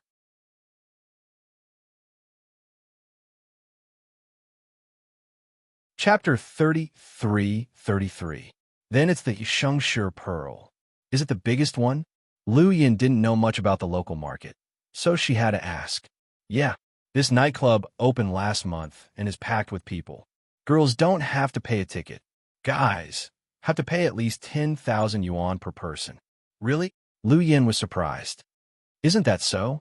That's why I said that the owner of this shop is obviously up to no good. Isn't this clearly letting the rich second generation play with the little girl? Miss, listen to me, you can't go. You're so pretty, you'll definitely get into trouble if you go. The uncle tried to persuade her. Uncle, I'll tell you the truth. I'm going there to flirt with rich kids. The middle-aged man, fine. Pretend I didn't say anything. I hope you get what you want. The middle-aged man seemed angry, thinking Lu Yin was a materialistic girl. However, the middle-aged man still nagged. I'm not being nosy. Look at you. You're so pretty and don't wear heavy makeup or revealing clothes. Why don't you go to a nightclub like that? Isn't it good to find a boyfriend? You don't have to be rich to be happy. You know, if a man has bad character and doesn't know how to appreciate love, he'll be the richest man in the world. The middle-aged man spoke from the bottom of his heart. Uncle, you're right. Huh. Lu Yin was in a good mood. It wasn't easy to get rid of him, so she had to go out and have fun. Of course, she also wanted to take revenge on Psycho Chiao. He was far away in Russia with that little bitch, Amy. Just thinking about it made her feel bad. So, even though the middle-aged man in the taxi tried to persuade her, Lu Yin still wanted to go to this newly opened nightclub for rich people. Finally, the middle-aged man had no choice but to park the car in front of the Shengshi Pearl. It was a 15-story building, and the decoration was indeed very grand. It wasn't the usual luxurious decorations. Instead, it used many elements. The owner had good taste. When Lu Yin entered, the security guard didn't stop her because the entrance was free for girls. Miss, are you here to have fun or to look for someone? I'm here to have fun, Lu Yin said. Are you alone? Yeah. Lu Yin nodded. If you're alone, I don't recommend a private room. Why don't you sit in the small square? It's crowded there. All right. Lu Yin followed the waiter all the way to the small square. Although it was only 3 p.m., it was already bustling with feasting and revelry. Many people were drinking and dancing inside. There were both men and women. Maybe it was because Lu Yin didn't wear branded clothes and didn't have much spending power. Therefore, the waiter brought her to a secluded corner. Then, he threw the wine menu away and the waiter went to work. Lu Yin flipped through the wine list slowly. Not far away, a sharp-eyed member of the group pointed in their direction. I found a prey. Look, young Master Long. The man called young Master Long followed her gaze. Although he couldn't see her entire face, her side profile was very beautiful. Lu Yin was definitely a breath of fresh air in this place. Her long hair flowed in the wind, and she was dressed like a pretty girl from a humble family. She wore a simple white short-sleeve shirt, jeans, and white sneakers. With a female university student, this suited the tastes of the rich second-generation heirs. Go. Ask her to come over and have a drink with me. The man called young Master Long said. Okay. The lackey immediately ran over to Lu Yin. Beauty, young Master Long invites you to have a drink with him.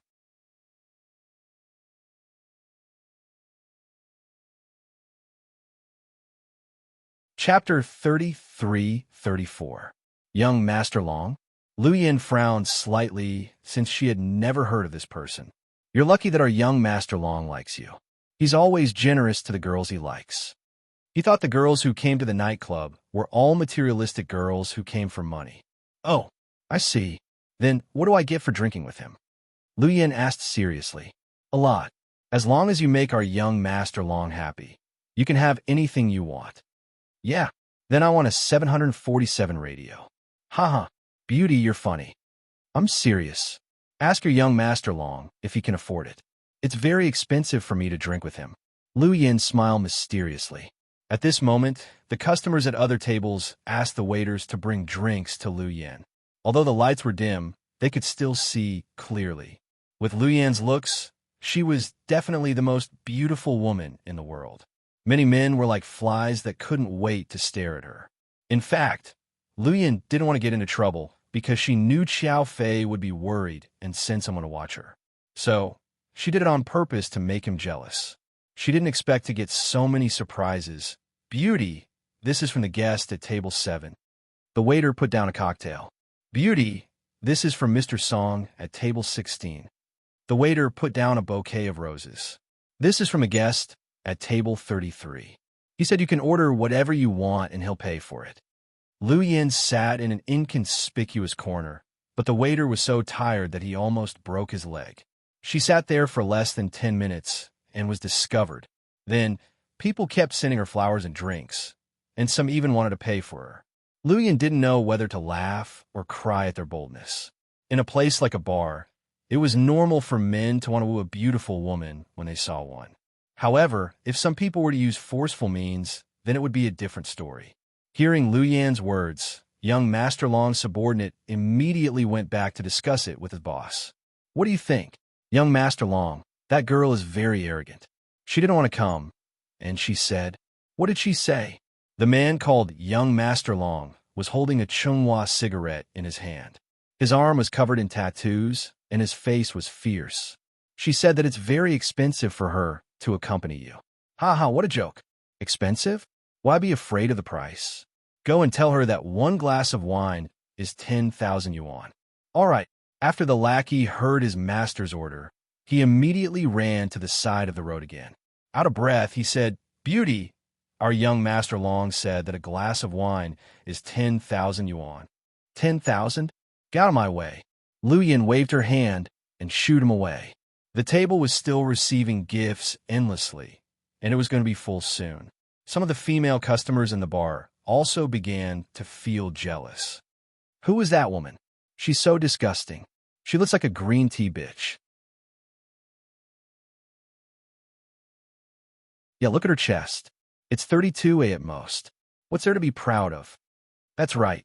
She looks like a vixen, yet she sends so many flowers. Everyone must be blind.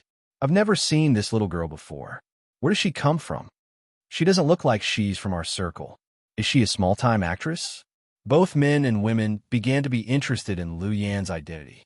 No one knew who this mysterious woman was.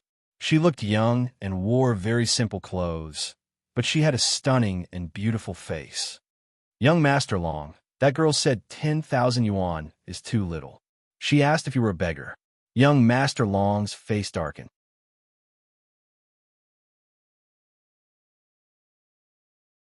Chapter 33-35.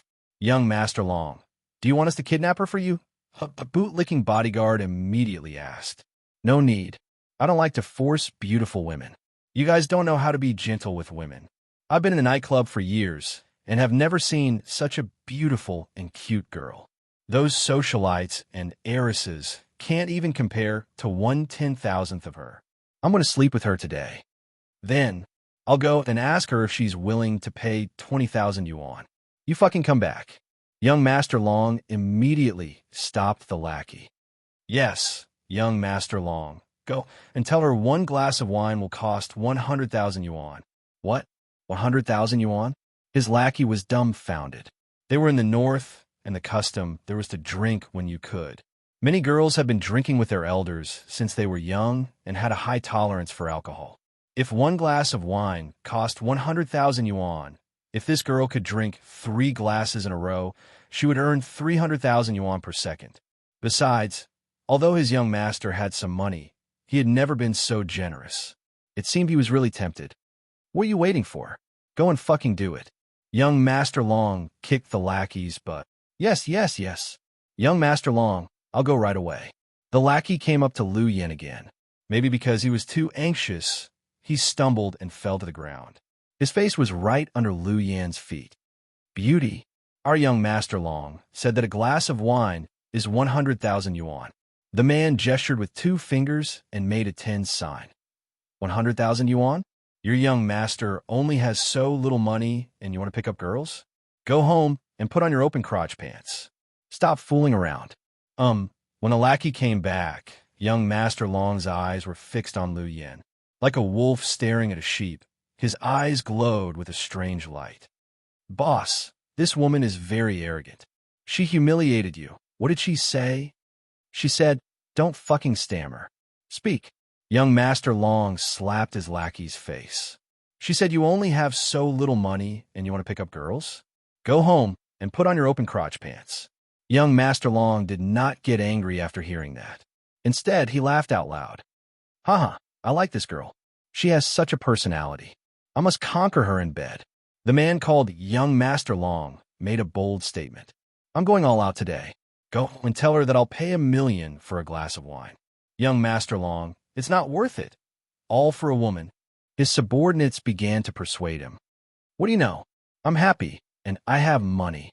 The one called Brother Long seemed to be competing as well. He asked his underlings to raise the price to a sky-high level. Beauty, our young Master Long said that he'll pay 1 million for a glass of wine. Really? You're finally willing to spend your hard-earned money. How about this? You tell him to prepare 5 million in cash and leave it here. I'll go and drink it now. What do you mean? You don't trust our young master? Are you from the village? Don't you know that our young Master Long is the young master of the Longshan Group? Our chairman only has 1 son, and all the family business belongs to him. Do you know that our young master built a very popular real estate project, Longshan Jiyuan? The project is over 100 million yuan. Wow, it's over 100 million yuan. That's a lot of money. I've never seen so much money in my life. Your young master is fucking awesome. Lu Yen laughed exaggeratedly. So, don't be so ungrateful. Hurry up and leave. Our young master is waiting for you. The lackey urged Lu Yen.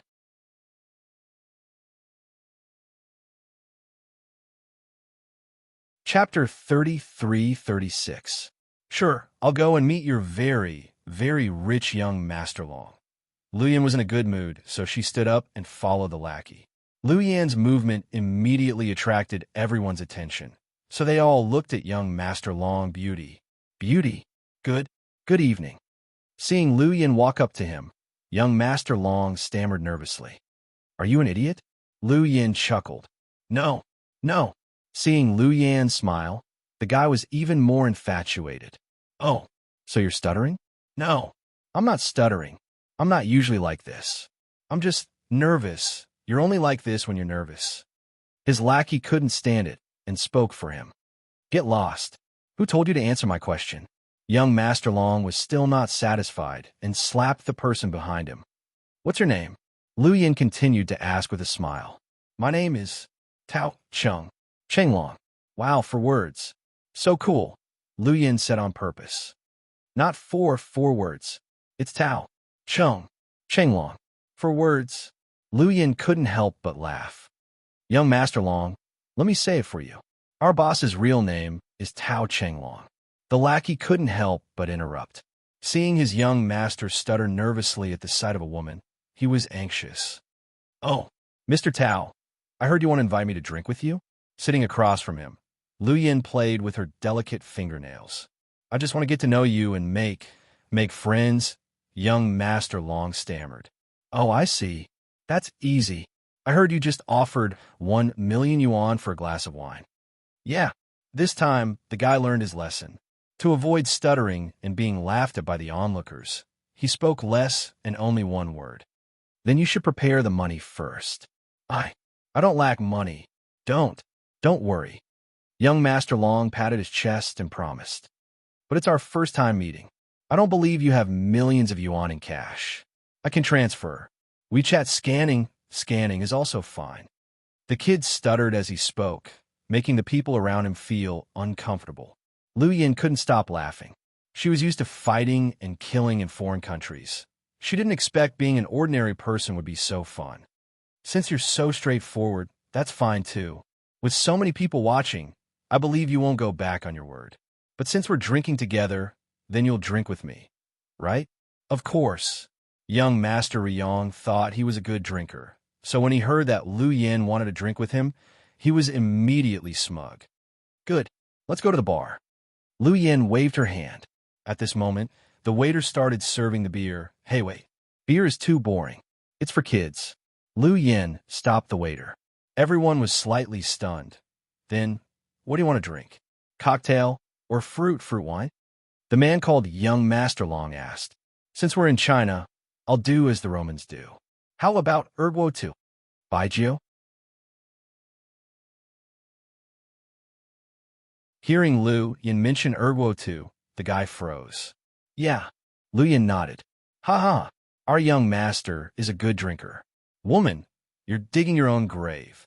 Young Master Long's subordinates laughed behind him. If you drink too much, you have to come with me tonight. Finally, the guy spoke his mind.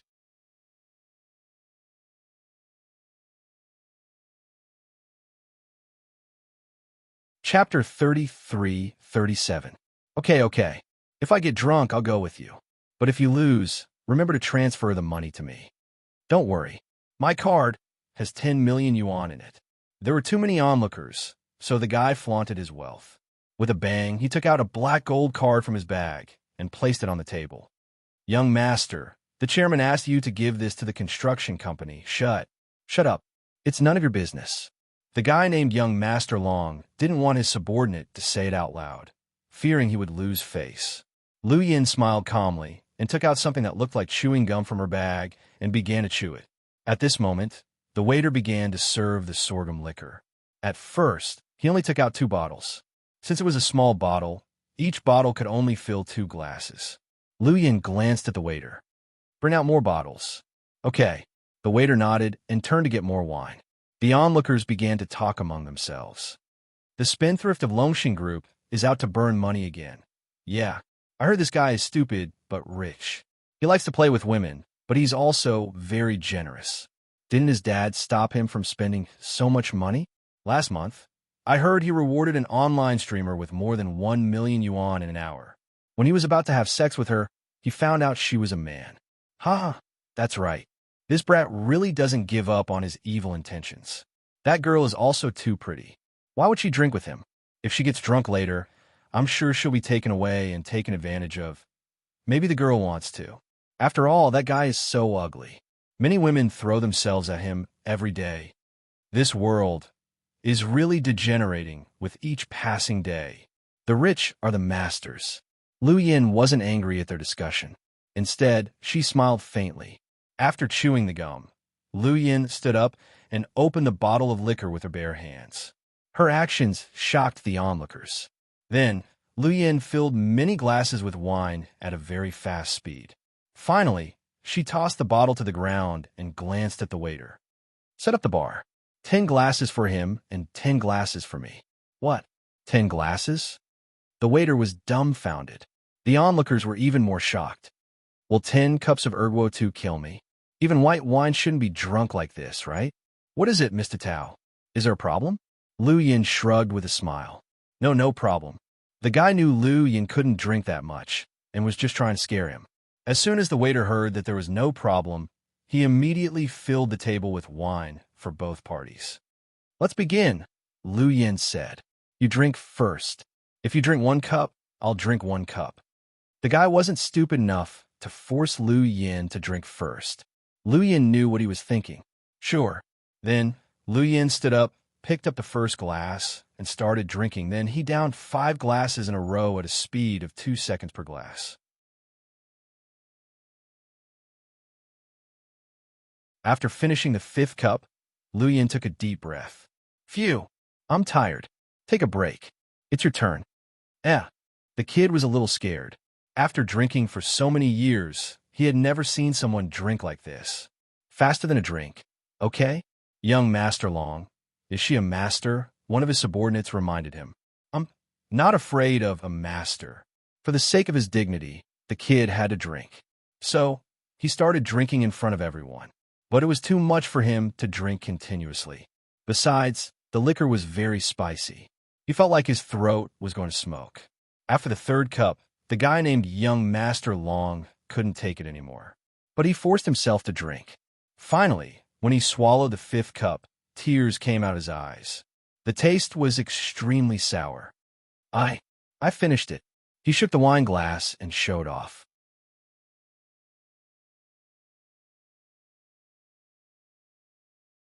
Chapter 33-38.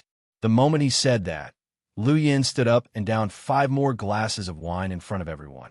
The whole process took less than 15 seconds. Everyone was dumbfounded again. Mr. Tao, it's your turn. Lu Yin smiled cutely. Ugh. The guy called Young Master Yong almost spat out the wine in his mouth. Young Master Yong, are you okay? Young Master. His subordinates hurried up to help him up. Don't move. I'm fine. Young Master Yong was so proud that he didn't let his subordinates help him, thinking it was too embarrassing to lose to a woman like this. I'll drink it myself. Then he picked up his glass and downed it again, but when he drank the 8th glass, he couldn't take it anymore and spat it out. Fortunately, he didn't eat anything and only spat out the wine. It's okay. Can you give me the money? I drank 10 glasses of wine, and it's exactly 10 million yuan. No discount. Thank you. Lu Yin drank 10 glasses of wine, but nothing happened to her. The people around her were dumbfounded. Did the woman cheat? No way. I saw her drink it with my own eyes, and not a drop spilled. Could it be that she was drinking water and not alcohol? No way. She poured the wine glass by glass. If she drank water, Young Master Yong wouldn't spit it out. The people around them began to talk again. Young Master, what should we do? Give her the card. The man called Young Master Long leaned over the table. He was already dizzy, but he still managed to say that. But the money is... Give it to her. With so many people watching, if word got out that he broke his promise, he wouldn't be able to work in the nightclub anymore. His subordinates didn't want to give it to her, but because of their young master's order, they handed the card to Lu Yin. Lu Yin wouldn't use WeChat to transfer money since she didn't want him to get her bank information. So, she took the card and was quite happy. Thanks. Then, Lu Yin winked mischievously and turned to leave. The people behind her wanted to chase after her. Don't chase after her. Young Master Long. Are we just going to let that woman go? What do you know? My card is encrypted. Without my authorization, she can't get it from a bank. She doesn't even know the password. Young Master Long thought that he was very smart. He was thinking that if the woman asked him for the password, he would say 888,888 to fool her. Anyway, she didn't know if it was real or not. Haha, so that's how it is. Young Master Long, you're really smart. His subordinates were sucking up to him. No, I'm dizzy. Take me to the hospital and call an ambulance. After drinking 8 glasses of white wine, Young Master Long couldn't take it anymore. His throat felt as if it was on fire. Unable to chase after Lu Yin, he was sent to the hospital by his subordinates. By the time he finished the gastric lavage, it had already been 2 hours. Young Master, are you all right? It's fine. That little bitch. Let's see how this young master will deal with her when I'm discharged tomorrow. Young Master, your phone. The subordinates all knew that the young master could not live without his phone. There were all kinds of women on social media, so they immediately handed him the latest model of a big brand. It was a matte black phone. Young Master Long pressed the unlock button and turned on the phone. He wanted to open WeChat and check his friend circle, but he saw an unread message below. He clicked on a message and read it carefully. His eyes almost rolled back and he fainted again.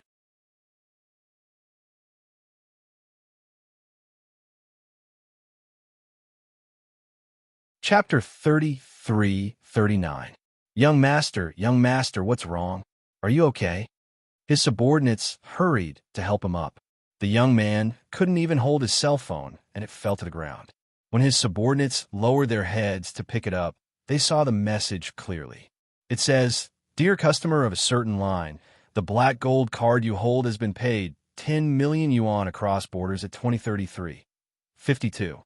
Now the remaining balance is 250 yuan. He counted the time and found it was 2 hours ago when he came to the hospital to have his stomach pumped. The 10 million yuan was transferred out of nowhere, and the funniest thing was that there was only 250 yuan left for him. How'd she do it? It's impossible. I don't believe it. She doesn't know the password. Besides, my card is double encrypted. How could she take it out in such a short time? Young master, calm down. We'll get someone to check and see if the bank made a mistake." "No mistake. I only have 250 yuan left on this card." Young Master Long yelled in the hospital, agitated. He was forced into the hospital to have his stomach pumped, and the 10 million yuan in his card was gone. There was no one more foolish than him, right? An hour later, he communicated with the bank. His subordinate reported, "Young Master." What did the bank say? Young Master Long was furious. The bank said the money in your card was indeed transferred by someone, and the password was cracked at night. Where did it go? Find the name and bank of that little bitch. I'll get the money back, even if I have to dig 3 feet into the ground. It went to... His subordinate paused as if he didn't dare to look into his young master's eyes. "If you have something to say, spit it out. The money was transferred out of the country. It's a private account. We only know it's from a Swiss bank, but we can't find out. They don't allow outsiders to investigate their customers' information. That woman seems to have a complicated background. I don't care if she's simple or not. Since we can't get the money back, find her for me. There are cameras in the nightclub, right? Find that little bitch for me. I'm going to kill her." Young Master Long was extremely annoyed at being played. He was also flustered and exasperated as he smashed things in the hospital. Liu Yin had hacked into the security cameras of a nightclub, and all the recordings were gone. The only way was to find a portrait artist from the Criminal Investigation Division. Therefore, it was also very difficult to find the person he was looking for.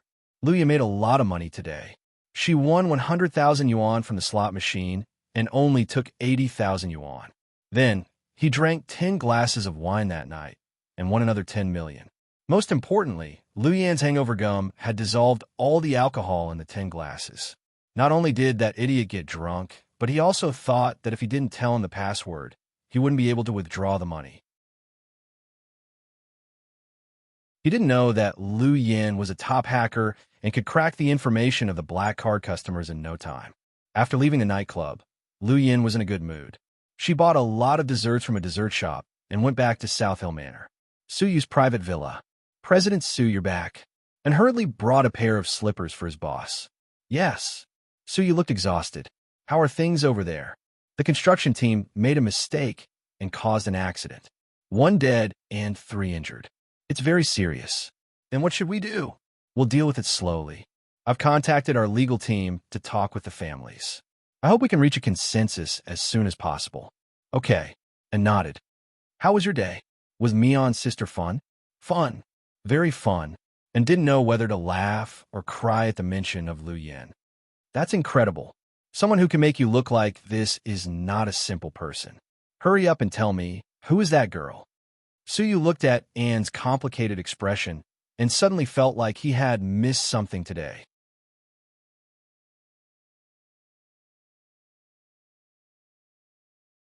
Chapter 3340. How should I put it? Dr. Hua's sister is a weirdo. Weirder than me? She's as good as you, and said seriously. So you didn't know whether to laugh or cry. "By the way, President Su, I'll transfer the money to you." "Money? What money?" Suyu was so rich that he forgot about the money. "The 100,000 yuan you transferred to me this morning. You didn't spend it all?" Suyu was surprised. "How could I spend it all? Not only did we not spend it all today, but we also earned 80,000 yuan. And was excited at the thought of the slot machine. "What's going on?" Suyu was more confused. He walked to the fridge and opened it out of habit to get a Coke. The moment he opened it, he froze. The fridge was full of things, including fruits, vegetarian noodles, and frozen steaks. You bought this?" Suyu pointed at the fridge and asked in, "How's that possible?" Then was it Zheng Ro? Suyu hadn't eaten at home since Zheng Ro went abroad, so he didn't pay attention to the fridge at home. No one else but her. To be honest, Miss Zheng is a good person. Just buy food for you? You're so shallow. Suyu laughed at him. It's good that you're not selling food. It's the thought that's hard to come by. I think Miss Zheng is quite meticulous. When she was living here, she helped us clean up and act as a nanny. She even used her own money to buy groceries and make delicious food for us. Now that she's out of trouble, because of you, she still remembers to stuff your fridge full before she left. So, do you want to pursue her? Suyu said, and okay, stop messing around. Continue to tell me about Mion's weirdo sister. It started when I went to pick her up this morning. Xiaoan then told him what had happened. Suyu was savoring the aftertaste of the cola and said to himself, when we were at the arcade, we spent more than 100 yuan to buy game coins. Later, we bought more than 3,000 yuan, which she didn't need. We even won 100,000 yuan. Then we went to have lunch. We had casserole noodles. It only cost about 20 yuan, so I transferred 90,000 yuan back to you. Forget it. It's giving me a headache. I'll leave it with you for now and treat it as public expenses. Who knows when you'll need it again? Are you going to pick her up tomorrow? Xiaoan asked nervously. Okay, I'll pick her up tomorrow. I'm done there, and I'll be free tomorrow. I feel sorry for Mion. I promised to accompany her sister, but I broke my promise. So you felt a little guilty. It's okay. You can make it up to me tomorrow. Xiaoan smiled. At the same time, someone in Moscow was so jealous that he almost broke the jar of vinegar. Young Master Qiao, you should at least eat a little. You can't skip dinner. Aimi was dumbfounded. She didn't know what was wrong with young Master Qiao, but his face was so dark that it was scary.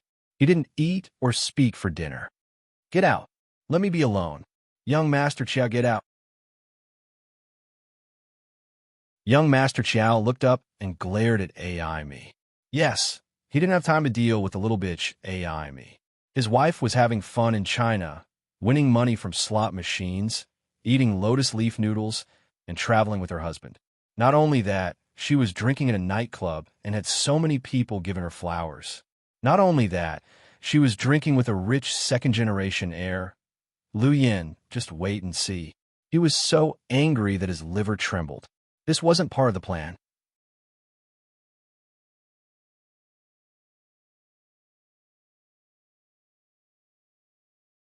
Chapter 3341. At this moment, Lu Yin got into a taxi. South Hill Manor, thank you. Humming a song in a good mood, she got into the car and told the driver the name of the place. Okay. The driver only said one sentence and didn't say anything else. The car started and drove for about 20 seconds. Lu Yin suddenly felt something was wrong. From the rearview mirror, she saw the driver was wearing a hat. The hat was very low, so she couldn't see the outline of his face. Judging from his voice, he seemed to be in his 30s. The car was indeed heading in the direction of South Hill Manor, but Lu Yin reflexively took out a dagger and placed it on the driver's neck. Miss, what are you doing? Stop acting. I know what you're up to. Tell me, who sent you? Miss, you must have mistaken me for someone else. I'm a driver. Keep lying. Lu Yin sneered. I'm really the driver. The driver in the photo is on the day shift, and I'm on the night shift. We're working in shifts, he explained. I'm going to ask you one last time. If you don't tell me, I'll send you to hell. Lu Yin slowly pressed down with a knife in her hand. The sharp blade was about to pierce the man's skin. Instantly, he resisted with all his might. He reached for the pistol with his right hand, but found it was empty. Are you looking for this? Lu Yin waved the black pistol in her hand. You're curious how I got it, right? Because I stole it 5 seconds ago. Lu Yin smiled. How did you know who I am? The man didn't think he exposed himself. Murderous aura. No matter how well you disguise yourself, you can't hide the murderous aura of an assassin. You're an assassin too. How come no one saw through your murderous aura when you were on a mission? The man asked, obviously unconvinced. Wrong. I'm not an assassin. I'm a mercenary. Then, Lu Yin slit the man's throat. He immediately covered his neck with both hands, but blood was still spurting out uncontrollably. The scene was extremely glaring. His accident caused the car to become unstable. Seeing the car get onto the highway and speed up, Lu Yin opened the door and jumped out without thinking. Then, before getting out of the car, he left a bomb in the car that instantly exploded. Just like that, the car and the people in the car were burned into suckling pigs in the dark of the night. The dead told no tales. In fact, Lu Yin didn't need to ask to know who wanted to kill her. He even knew where she was and followed her to the nightclub, waiting for her to get into the car. It was a perfect plan, but Lu Yin saw through it. After Lu Yin jumped out of the car, a black Toyota sped toward her from behind. Lu Yin shot at the driver's seat and dodged to the side. Fortunately, it was late at night and there were very few cars on the viaduct. Otherwise, it would really cause a series of accidents. 15 minutes later, when Lu Yin's men got the news and arrived, Lu Yin was squatting by a river not far from the viaduct. "Boss, are you all right? If something happened to me and you guys came at this time, I would have been beaten into a sieve, okay? Didn't you tell us not to follow you?" The subordinate didn't know whether to laugh or cry. "Io, you dare to talk back to me?" Lu Yin stood up and pinched the subordinate's face with her blood-stained hands, making him look like a Shar-Pei. No. Ha! I'm glad you're all right. Take care of these bodies. Don't let the domestic police find them. Yes. What about you, boss?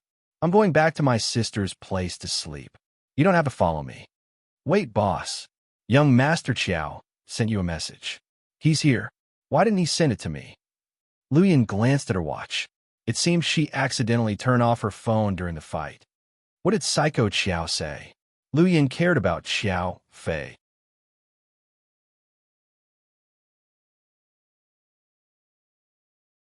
Chapter 3342.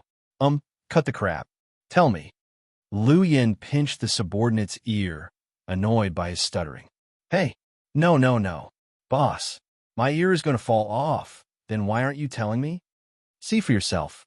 The subordinate handed over his tactical communications watch and opened Xiao Fei's message.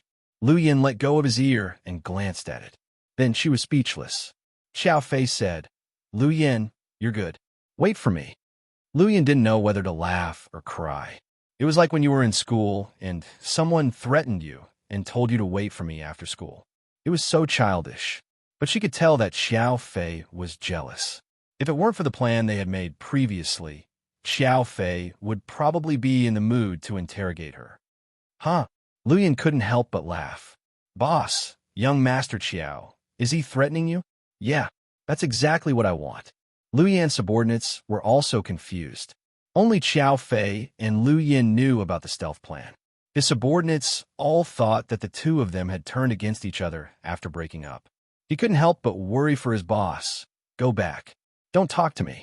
I want to be an ordinary person. Boss, but you didn't seem to be an ordinary person today. The subordinates weren't fools. They were well aware of their boss's whereabouts and what he had done the whole day. That silly boy who dared to flirt with boss must have had 8 lifetimes of bad luck. Not only did he drink until his stomach bled, but he also lost 10 million yuan. It was a disaster. Cut the crap and get the hell out of here. Just treat these few days as a vacation. Eat and drink well, pick up girls when you need to, gamble when you need to. If you really have nothing to do, just go to the scenic spots and take pictures to post on your WeChat moments. The subordinates, I'm leaving. Boss, we'll give you a ride. It's not safe. After the taxi incident, the subordinates were worried about their boss taking a taxi. It's fine. I'll kill every one of these shrimp soldiers and crab generals I see. Then, Lu Yin waved her hand and hailed another taxi. She didn't believe that those people would have the perseverance to monopolize all the taxis in the city. Boss is so capricious. He's like a child who hasn't grown up yet. One of his subordinates sighed. It's been like this all these years. We have to get used to it. But I'm really worried about her. She almost gave me a heart attack. I've been with her all these years. If something happens to her, where should we go? They sighed. I think if we have time, we should help the boss kill that bitch AI me. I've been in the boss's army for so many years, and AI me is a traitor. No, it should be said that she's the first traitor who didn't get killed by the boss. Someone said, I think the reason why AI me didn't die wasn't because of old times, but because of young Master Qiao. Who knows? Anyway, we don't understand the matters of the masters. Let's just follow the boss. His subordinates watched the taxi drive away. In the end, they didn't dare to follow it and return to the hotel. Luyan had fun the whole day.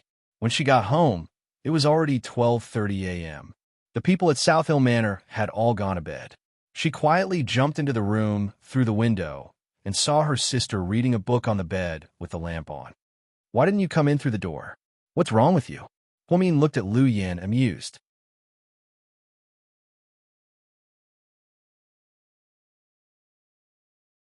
Chapter 33:43. "Sis, you're still awake?" Luyan lowered her voice and tiptoed to the bedside. "How could I sleep when you didn't come back? I thought you were with him, but I didn't expect you to dump him and go crazy on your own." "Huh? You're worried about me?" "No, I'm worried about the people who ran into you," Huomin said without hesitation. Huomin had been worried about Luyan, but he learned from Mr. Qin that Luyan hadn't been bullied in the past few years. Especially when faced with a pervert like Ian, he could play cat and mouse for several years. So, he was worried about the people who were bullied by Luyan. "Haha, sis, why are you making fun of me? So you was busy and didn't go, and stayed with you the whole day, right?" "Yeah." Luyan nodded obediently. "Then where did you go after you sent Yin away?" Huomin asked. "Sis, what are you doing?" "I'm not interrogating a criminal, tell me." "I went to a nightclub to drink, Shengshi Pearl." "What? You went to that place?" "Yeah. I drank 10 glasses of wine and made 10 million yuan," Luyan said happily.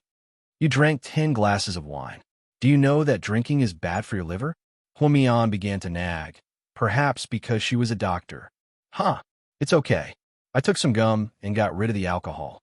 You're talented, but you don't need to do anything serious. You only know how to think about these things. We have 2 medical geniuses in our family, you and Dad." "No, Dad is a chemist like me. He's a bomb genius." "Huh, you and Mom are medical geniuses," Luyan said. Huomin sighed slightly. "You came back so late. Are you hungry? Do you want a midnight snack?" "No, I'm not hungry at all." "Sis, you're pregnant. Go to bed early. I'm going to take a shower." Then, Luyan walked to the wardrobe, changed into a nightgown, and went into the bathroom. One thing Huomin didn't mention was that he smelled a strong scent of blood on Luyan. She really wanted to ask her if she had killed anyone. However, after thinking about it, Qin Chu was right. Xiaoyan was born to walk this path. Perhaps it was in her nature to kill people, just like how he saved people. Therefore, when the 2 sisters discussed such a heavy topic, they might not be able to come to any conclusion. Instead, it would make both of them unhappy.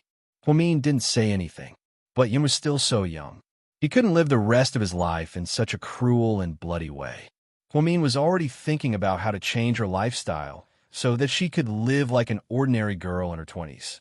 Get married, have children, find an ordinary job, and live the rest of your life. After bathing, the 2 sisters lay on the bed. Luyan took her sister's hand from under the blanket and suddenly felt warm in her heart.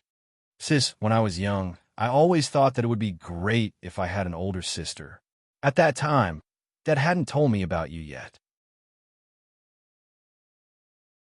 Dad and I were constantly being hunted down, and we always had to change places in less than a week. At that time, I felt very insecure, and I always longed for the feeling of home, and I always missed my family. Now, I can finally lie next to you, hold your hand, and tell you what's in my heart. This feeling is great." "Me too. Seeing you by my side makes me feel at ease."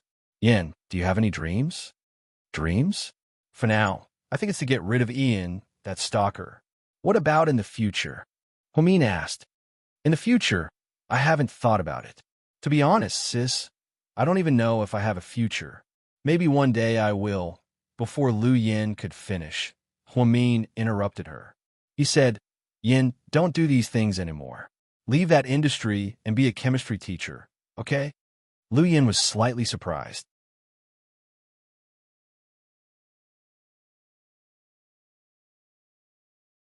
Chapter 33:44. Chemistry teacher? Sis, you have a great idea. Hearing her sister's words, Lu Yin was stunned. She was good at chemistry and couldn't be more familiar with all kinds of chemical elements. What would explode when mixed with something, and what would be poisonous when mixed with something? She knew them like the back of her hand. But the idea of letting Lu Yin be a chemistry teacher only showed how creative Huo Mian was. Am I wrong? Yes, you're absolutely right. Huh? Lu Yin couldn't help but laugh. What are you laughing at? I'm serious. Okay, sis. I'll seriously consider your suggestion. Yin, let me tell you, many people don't work to make a living. Think about it. There are so many rich people in the world. Why do they work? It's to prove their worth. Yes, sis. You're right. For example, you and my brother-in-law, you have so much money that you can't spend it all, but you still work all day because you have something to do. You can't just eat and wait for death because you have too much money, Lu Yin added. Yes, you're right. But I didn't become a doctor to pass time. I became a doctor because of my childhood dream, Huo Min explained. But sis, you have to know that not everyone is as lucky as you. You have my brother-in-law's love and care. He treats your dream as his dream and works hard to realize it. But most people can't realize their dreams even if they work hard for their whole lives. Maybe. But Yin, the people you said can't realize their dreams are those who don't have the ability to realize it. But I think you're so strong that you won't be controlled by fate. Sis, do you believe me? Over the years, I've gotten used to this industry, just like you're used to being a doctor. Maybe at first, I fought back because I wanted to run for my life and not get killed. But gradually, it became a habit for me. So, if you suddenly ask me to be a chemistry teacher, I don't think I can do it. It has nothing to do with money. It's just a peaceful life for me. For me, it's okay for 1 or 2 days, but for a long time, I'll go crazy. Maybe there's something in my blood that makes me different from you. Hearing Lu Yan's words, Huo Min felt sad. Lu Yan was right. Everyone had their own opinions and right to make decisions. Huo Min thought he was doing what was best for his sister, but Lu Yan didn't think so. Perhaps for Lu Yan, being a mercenary, killing people, and accepting missions had already seeped into her heart. This way of life had already become one of her favorite ways of life. If we keep talking like this, I think we'll end up arguing. Huo Min laughed. How could that be? I only see you once a year. I won't fight with you. At most, I won't listen to what you say. Lu Yan stuck out her tongue playfully. All right, go to sleep. Yes. Sis, I heard Pudding is speculating in the stock market. She even started her own company. Yeah, I can't control her anymore. Huo Min thought of his eldest daughter and didn't know if he was happy or sad.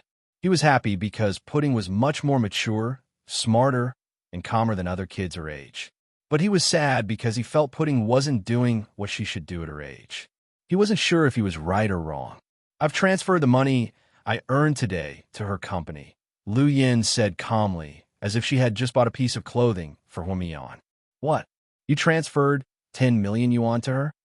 Huo Min frowned slightly.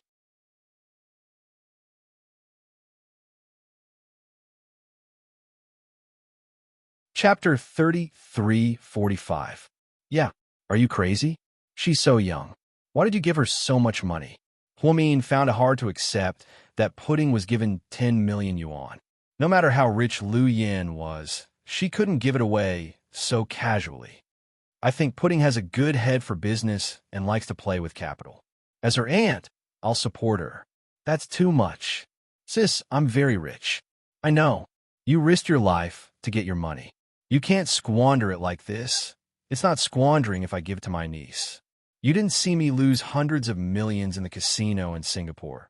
You lost hundreds of millions. Huo Min felt like he would have a heart attack if he continued talking with Lu Yin. Probably because he grew up in an ordinary family, Huo Min still couldn't get used to the astronomical amount of money involved in transactions. But Qin Chu, Lu Yin, and Su Yi were different. They seemed to see money as nothing more than numbers. Sis, let's go to sleep. I'm so sleepy. Afraid that her sister would continue nagging her, Lu Yin pretended to close her eyes. Finally, seeing Lu Yin close her eyes, Huo Min shook his head helplessly and got up to pull up the quilt. He tucked Lu Yin in. The next morning, since it was Saturday, they didn't have to go to school. The twins got up early for breakfast, and were in a good mood. Auntie, can you take us out to have fun today? Little Bean looked at Lu Yin with a smile. How do you want to have fun? Lu Yin couldn't help but laugh. Just do whatever you want. Don't control yourself. Ha ha. Lu Yin finally laughed out loud.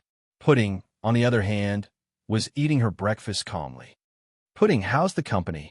Lu Yin pretended to ask. Not bad. Affected by the stock market crash in the U.S., the domestic stock market isn't very stable. Oh, I see. It seems my gift to you is timely. It can help you stabilize the market. Present. Pudding raised her head and looked at her aunt in confusion. Yeah, a gift. What gift? Pudding was puzzled. You'll know soon enough. Lu Yin glanced at her watch. It would be after 8:30 p.m. before the bank opened for business. Auntie, what gift? Why don't I have one? Little Bean quickly asked. Hi, you have some too. Isn't your sister's money yours? Anyway, you're just a freeloader. You don't have to work, just sit and eat. How is that the same? My sister is someone who can get angry at any time. Little Bean obviously didn't believe Pudding. It's fine. You still have your mommy and daddy. They will also betray me. As long as I eat desserts, they will collectively attack me. You still have Grandpa and Auntie? Lu Yin asked. So, Auntie, where's my present? Ha ha! You're so mischievous. You only remember your present. Lu Yin patted Little Bean's head with a smile. Little Bean, don't ask Auntie for gifts, Huamin scolded. But Mommy, my sister has one. But I gave your sister stocks. Don't you know that? Lu Yin fooled her. But I can ask for cash. I have a private account. I'll send you my bank account number. Then, Little Bean sent her bank account number to Lu Yin on WeChat. Lu Yin rarely used WeChat. If it weren't for the fact that she wanted to check her sister's and the twins' WeChat moments, she wouldn't use it at all. She always felt that her social media account wasn't very safe and was afraid that her whereabouts would be exposed. Okay. Little kid, Annie will give you cash. Then, Lu Yin turned on her watch and began to use it. Yin, how can you take a kid's words seriously? Huamin saw that Lu Yin was serious and immediately stopped her.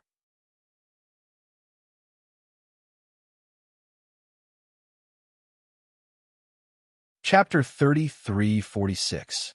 I don't trust other kids, but for my nieces, I can give them anything. Lu Yin tapped on the keyboard and transferred a string of numbers to them. Okay, you'll receive it when the bank opens. It's exactly the same this time. Don't say that I'm biased. Auntie, I love you. I'll take care of you when you're old. Little Bean said seriously. Thank you, Miss Chin Moo Moo. Lu Yin laughed wildly. Auntie, don't listen to the flatterer. She might not even take care of my parents. How could she take care of you? Qin Zhao Zhao, don't try to stir up trouble. Don't destroy the strong relationship between me and Auntie just because you're jealous. That's immoral. What did I teach you in the history class yesterday? You must be kind and loving. Do you understand? Whoa, our little Bean is acting like an old teacher. Huamin chuckled. Okay, next topic. Auntie, where do you want to take us today? We're on vacation.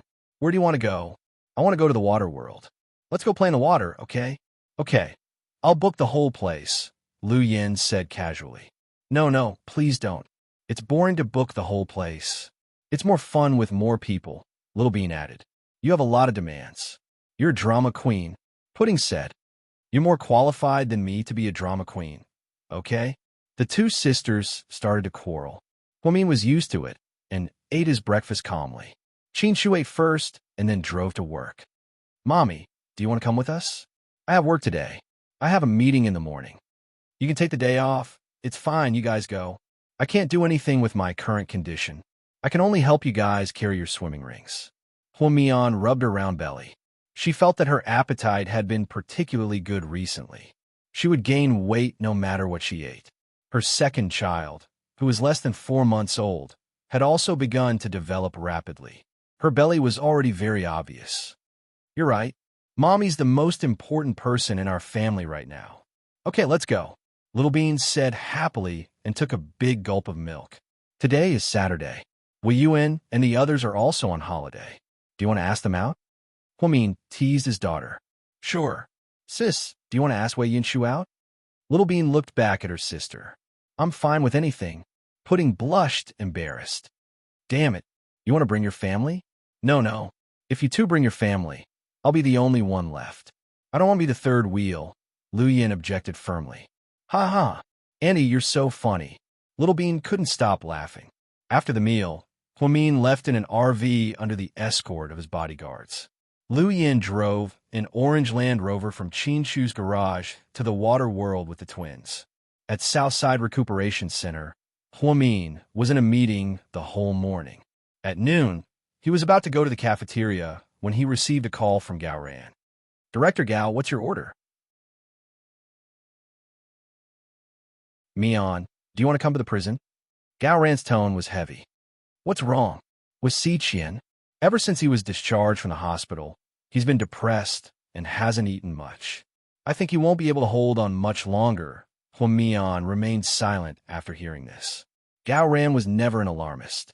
If he said so, then Hua Xiqian must be in a very bad condition.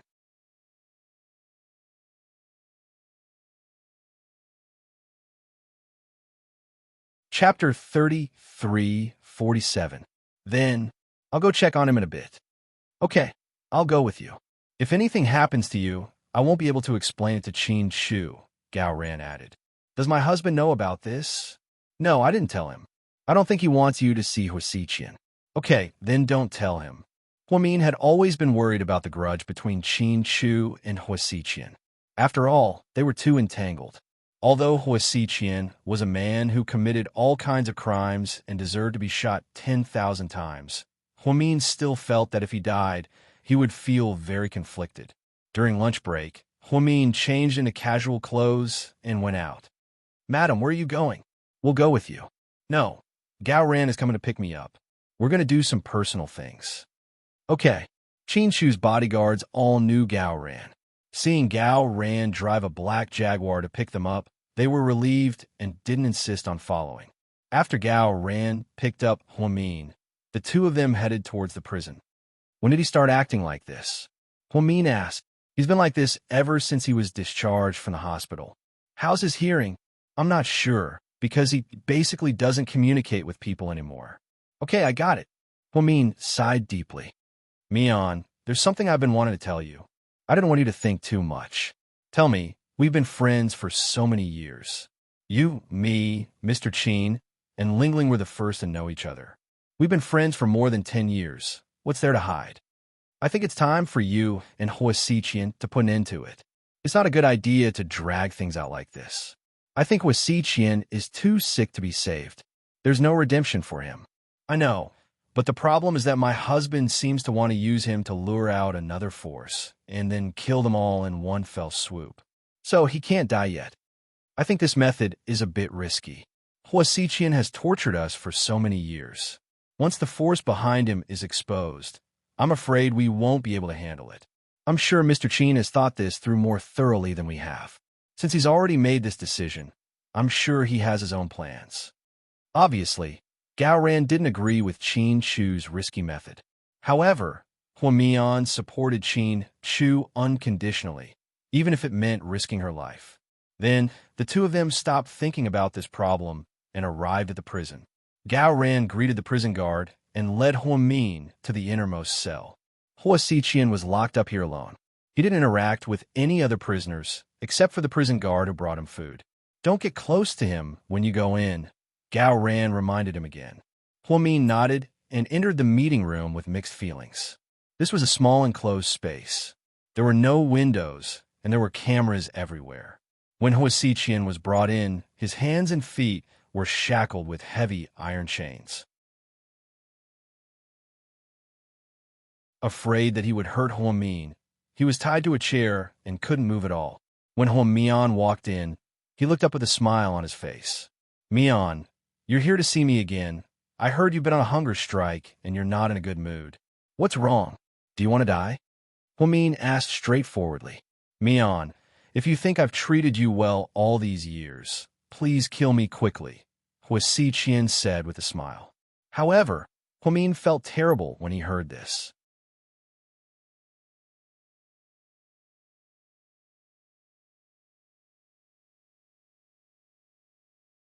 Chapter 3348. If you want to die, why don't you bang your head against the wall? Huamin asked calmly. Because I want to die in your hands. Hua Xiqian smiled warmly, as if he didn't think his words were cruel at all. You don't just want to die in my hands. You want to make me feel guilty and then mentally torture me. You want to come between me and Qin Shu, even if it's a cruel memory, right? Upon hearing this, Hua Xiqian looked up at Huamin in surprise. Hua Xiqian, haven't you been tired after all these years? Mian. Every time he called Mian's name, his tone was extremely gentle. If you're not tired, then let me tell you, I'm very tired. I don't care what you've been through in the past or how you feel about me. But let me tell you, whether it was in the past or now, you, Hua Xiqian and Huamin, have never had anything to do with me. Even if you thought you loved me for all these years, I can't accept the way you did it. You brought me and my family nothing but deep pain. Now it's all in the past, but you still won't stop. If you really want to die, then just bang your head against the wall. No one can stop you. Who are you trying to impress by making yourself look so pitiful? Did you purposely make me come here? You knew I'd come to see you after hearing the news, didn't you? Mian, Shut up, I'm not done yet. Hua Xiqian, you keep saying that Qin Shu and Suyu are scheming men who used all kinds of tricks on me. Do you think only your love is pure and flawless? Don't you feel like you're slapping yourself in the face by doing this? What's the point of your acting? You know I won't kill you, but you're saying these things on purpose to make me feel bad, right? In other words, even if I really did kill you, I'd feel guilty for the rest of my life, right? So, how can your schemes be considered as pure and flawless love? All these years, no matter what Qin Shu has experienced, he has never schemed against me like this. You say that you are not scheming, but you have deliberately schemed to leave a deep wound in my heart. How do you explain this? Mian, so that's how you see me. Hua Xiqian lowered his head, seemingly touched by Huamin's words. What do you think? Would I still treat you as a living Buddha? Huamin was slightly agitated. Outside the interrogation room, Director Gao, should we stop their conversation? I think Lady Qin seems a little agitated. Let's wait and see. Gao Ran was also worried about Huamin's condition. After all, she was pregnant. If something happened to the baby because of her agitation, Qin Shu would never forgive him. However, on second thought, Huamin wasn't an ordinary woman. She shouldn't be so fragile, so he decided to observe her for a while longer. Maybe you're right. Maybe I'm not as noble as I claim to be. My love is selfish. But so what? You say I hurt you, but didn't Qin Shu hurt you? He disappeared for 7 years, and when he came back, he forced you to marry him. Have you forgotten? You say I'm scheming, but what about Suyu? He took advantage of the years when Qin Shu was abroad to stay by your side and play the role of a good father. Didn't he want you?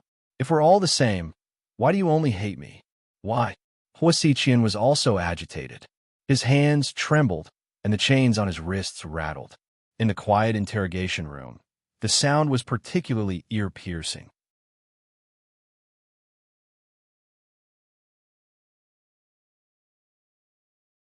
Chapter 3349. You still don't understand? Huamin looked at him with disappointment. Understand what? No matter what they did, it was for my own good. You, on the other hand, think you're doing it for my own good, but in reality, everything you've done has brought me great harm. But I didn't want it to happen. All these years, I've been working hard. I even bought that island. Don't mention the island to me, Hua Xiqian. I'm not your pet, and I won't be locked up by you for the rest of my life. You said that you love me because I'm pure and kind. That's because your nature is too evil. You've done a lot of heartless things, so you want to find redemption from me. Ask your conscience, do you really love me? Or have you always loved yourself? After hearing this, Hua Xiqian's mind went blank. Huamin's words made him fall into endless confusion. Yes, even he didn't know why he did what he did. All these years, he thought that the only person he loved was Huamin, and that he was willing to destroy the world for him. However, the truth was that even he didn't dare to find out what his true thoughts were. Hua Xiqian, if you love me, you should know that my biggest dream all these years was to become a doctor and save people. But you've been hurting people all this time. Even if Hua Zhenghai deserved to die, he shouldn't have died at your hands. Even if he wasn't your biological father, at least you grew up in the Hua family. The person who gave you bad memories was Jiang Hong. But you hate the entire Hua family. Because of you, the Hua family went from a prestigious family to a laughingstock. Because of you, the only bloodline of the Hua family, Hua Yinyan, has been driven crazy by you. They deserved it. Hua Xiqian gritted his teeth and said hatefully, "Fine, even if they deserved it, what about Song Yishe? No matter how bad she was, she shouldn't have been dismembered by you. You even framed Qin Chu and Wang Shasha. She was pregnant with your child, yet you killed her. Hua Xiqian, even a vicious tiger won't eat its own cubs.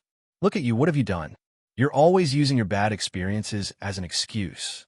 But in this world, who's ever lived a smooth life? Since I was young, I've experienced so many things. Do I have to go on a killing spree to vent the grievances in my heart? What you've done is what you've always wanted to do. It wasn't caused by anything. So stop looking for excuses. Whether it's Jack or you two have one thing in common. There's a demon living in your hearts. It's eating away at your heart bit by bit. The kind young man from many years ago has disappeared without a trace. That's right. All these years, I've been living such a life that I don't even understand myself anymore."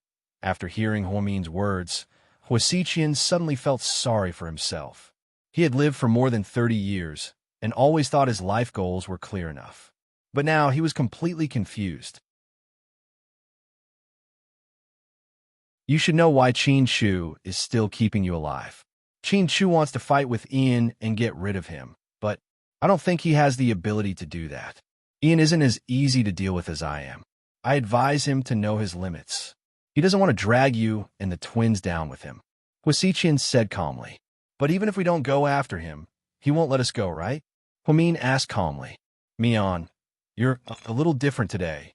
Hua Xiqian carefully looked at Huomin's face and found her unusually calm today.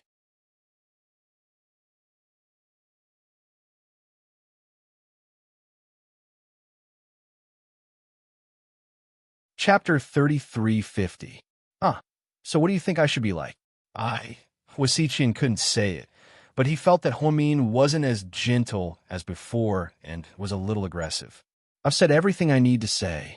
You decide whether you want to live or die. I'll say it again, if you want to die, no one can stop you. But please don't drag me into this. After speaking, Huomin stood up and walked out. Mian, Hua Xiqian's call made Huomin stop in his tracks. From this angle, he could see Hua Min's side profile. As usual, she was dressed in a low-key manner. She wore a simple white shirt with 2 pearls on the collar and a ruffled sleeve. Underneath, he wore a pair of very light-colored jeans with some simple paint. She was always dressed in simple clothes, but it was the most comfortable to look at. Under the white shirt was Hua Min's bulging belly, which was pregnant with her and Qin Chu's second baby. Mian, will you come to see me again? Hua Xiqian looked at her side profile in a daze. Huomin hesitated for a moment, but didn't say anything. He opened the door and left. Then, Hua Xiqian was taken away by 2 prison guards and locked up. Huomin and Gao Ran slowly walked out of the prison in the suburbs. Your performance today surprised me, Gao Ran said. I was very aggressive, like I ate gunpowder, right? Huomin smiled. Yeah, a little. Hua Xiqian's intention was obvious. He didn't want to die. He just wanted to make things difficult for me. He knew I wouldn't kill him, so he kept provoking me with words. He wanted to brainwash me and make me emotional. He might even kill the baby. But I'm not an idiot. So you had a sharp conversation with him. Not only did you not let him get his way, but you also took the opportunity to brainwash him and make him confused. Something like that. Actually, Hua Xiqian is very smart. We can't underestimate him, Huomin reminded. I know. Chu said before that Hua Xiqian is very complicated. Just from what he's done over the years, you can tell how vicious and meticulous he is. We won't let our guard down. We'll keep an eye on him and don't let him find a chance to kill himself. Don't worry. He won't die, Huomin said with certainty. You seem to be very sure of that. But he really hasn't eaten or drunk for a long time. He did that for me. He knew I would come. Then he's really a scheming man. Gao Ran sighed. Gao Ran didn't think too much about Hua Xiqian's nature, so he didn't know much about him. Anyway, Hua Xiqian won't kill himself. He'll probably wait for himself to be rescued. Save them? Are you talking about the foreign forces? Something like that. I have a feeling that Hua Xiqian's other personality is about to wake up. That murderer? Gao Ran was very wary of Hua Xiqian's second personality. Every time that guy came out, he would cause a storm of blood. It wasn't a good thing. To be more precise, Jack was much more difficult to deal with than Hua Xiqian. Yeah, tell your people to be careful. Okay, after coming back from prison, Huamin felt a bit depressed. She thought it would be better to kill Hua Xiqian now. The longer they delayed, the more trouble they might cause in the future. So, she planned to discuss it with Mr. Qin at night and see what he thought. At the water world, after playing for a while, the twins and Lu Yin sat down on a bench to rest. Andy, you really transferred 10 million yuan to us?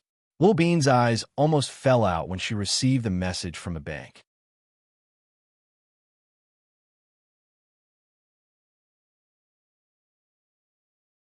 Chapter 33:51. Yeah. Lu Yin nodded. Is it in yuan? Do you think it's in yen? Lu Yin couldn't help but laugh. Oh my God. Auntie, I love you so much. Little Bean had never seen such a huge amount of money. In the morning, when she heard that her auntie had given her sister a gift, she thought it was 100,000 yuan, so she began to compete for her sister's favor. If she knew it was 10 million yuan, she wouldn't have dared to ask for it. When she got home, her mom would teach her a lesson. Auntie, it's too much. I don't dare to ask for it. Mom will scold me. Little Bean felt guilty. Don't worry, Little Bean. Although your account is in your name, you don't have the right to use it freely. Anyway, Mom will manage it for you. You can use it freely when you're 18. Don't worry. Damn it. You're right. I got happy too early. Hearing her sister's words, Little Bean immediately understood. Huh, that's not right. Sis, how can you use it freely? Because I have the stock market. I can manipulate the market at any time. I don't withdraw cash, humph. I despise you. The sisters began to bicker again. Lu Yin drank juice on the side and found it very interesting. Come on, Annie. Let's take photos. No, I don't look good on camera. You two take photos. Lu Yin rarely took photos because she was afraid that her news would leak and her enemies would hunt her down. Hey, since everyone is so happy, why don't I ask Handsome Sue to come? Little Bean said as she took selfies. No, Lu Yin refused without hesitation. Why not? Because I don't know Sue you well. It's so awkward to play in the water with strangers. It's okay. You'll get used to it later. Huh? No. I can't relax with someone else here. Lu Yin refused firmly. Little Bean, don't make trouble. Aren't the three of us fine? Annie said she would take us to eat Japanese food later. Okay. Then I'll video call Handsome Sue, okay? Finally, Little Bean had no choice but to video call Suyu. However, after a few words, Suyu hung up, and Little Bean never mentioned it again. In fact, Lu Yin didn't dislike Suyu, but she felt guilty after reading Xiao Fei's message. Previously, when they were drinking at the nightclub, they were already jealous enough to compete with others in drinking. If Psycho Xiao found out that she was hanging out with Suyu in a swimsuit while playing in the water, wouldn't Psycho Xiao bombard her with a rocket launcher? There should be a limit. Besides, she was the one who came up with the plan. When Xiao Fei heard that they were going to separate, he strongly disagreed. She had coaxed and pestered Xiao Fei with her beauty. That brat had taken advantage of her many times before she finally convinced Xiao Fei. It was also to lure out the big fish behind Xiao Nin. Now that he was courting death here, wouldn't Psycho Xiao be very pitiful? Annie, what are you thinking? Can't you hear me? Little Bean yelled. I was distracted. Hot baby, what's the matter? Can you give me a towel? I'm so cold. No, I can't leave you guys. You guys must follow me closely. There were a lot of people here, so Lu Yin didn't dare to let her guard down. The twins had been kidnapped twice before. Okay. Annie, you're pretty, so whatever you say is right. Little Bean looked helpless. On the other side, Suyu was signing some documents in his office. His phone beeped with a WeChat notification. Hey, Mr. Su, did you miss me?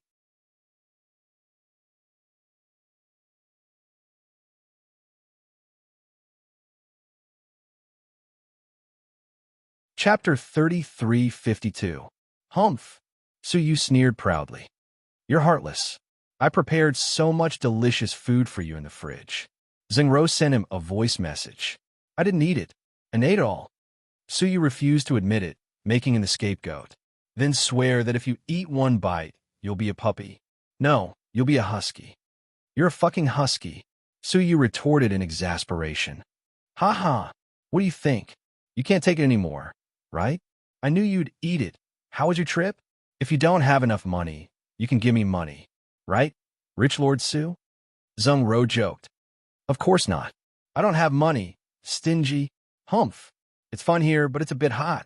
Yeah, it's fun. Then when can I go back? Zheng Ro wanted to say that she didn't want to continue the trip, but she was afraid that Su Yu wouldn't let her go back, which would make things awkward for them. In fact, Su Yu didn't think too much about it. After all, Zheng Ro didn't take all her luggage with her when she left. He didn't want to use this opportunity to drive Zheng Ro out at all. After all, he wasn't the type to burn bridges after crossing them. You can come back when you're done. So you didn't think too much about it. Really? Is the public opinion over? Zheng Ro asked cautiously. You mean Yeling Xian? Yeah. Zheng Ro nodded. That's long gone. It's the era of new media now. Let's not talk about this small matter. Even if a male celebrity had an affair, it would only be on Weibo's trending list for 2 days before it would disappear. What we have is not real to begin with, and no one would be so bored as to harp on it. If you're done playing, you can come back anytime. Okay, I'll go back in a few days. Zheng Ro's heart warmed when she heard Su Yu say that she could come back at any time when she was done playing. It seemed that he didn't want to use this opportunity to drive her out. Okay, I'll get back to work. Then, they ended their WeChat conversation. In Singapore, Zheng Ro was in a luxury shopping mall. She looked at a fashionable men's white shirt and said, Please wrap this up. Yes, Mississippi. The waiter quickly packed it for her. Evening Su Yu was driving home in his Lamborghini after work when he received a call from Shun Mingxi. Lord Su, come out and have a drink. Sure, where is it? Imperial Duke. Okay, we'll be there soon. After the relationship between Su Yu and Shun Mingxi eased, the two of them gradually returned to how they used to be. Tang Chuan used to organize drinking parties. A few days ago, he saw Qi Ning posting pictures of her friend from America. In a fit of anger, he booked a flight to Los Angeles in the middle of the night. Wei Liao was an introverted person and rarely took the initiative to host a drinking party. Su Yu was also busy, so they never got together. Today, Shen Mingxi had brought it up, and Su Yu happened to be free, so he hurried over. When she arrived, she realized that there were many rich second-generation young masters in the circle in the private room. Some of them had brought along their female companions. Seeing Su Yu come in, they stood up to greet him. Lord Su, young Master Su, you're here. MHM. Su Yu nodded and walked towards Shen Mingxi. What's the occasion today? It's not your birthday. Su Yu was puzzled. No. Then why did you organize such a party? Su Yu was puzzled. You'll know in a minute, Shen Mingxi said. What's going on? Why are you being so mysterious? Su Yu knew this guy was up to something. At this moment, the door of the private room was opened again. When Wei Liao appeared with Wei Ying, Su Yu was slightly surprised. You're tuning into the Romance Rendezvous YouTube channel. We're so grateful for your support, and don't forget to subscribe to join us on this incredible journey through captivating stories.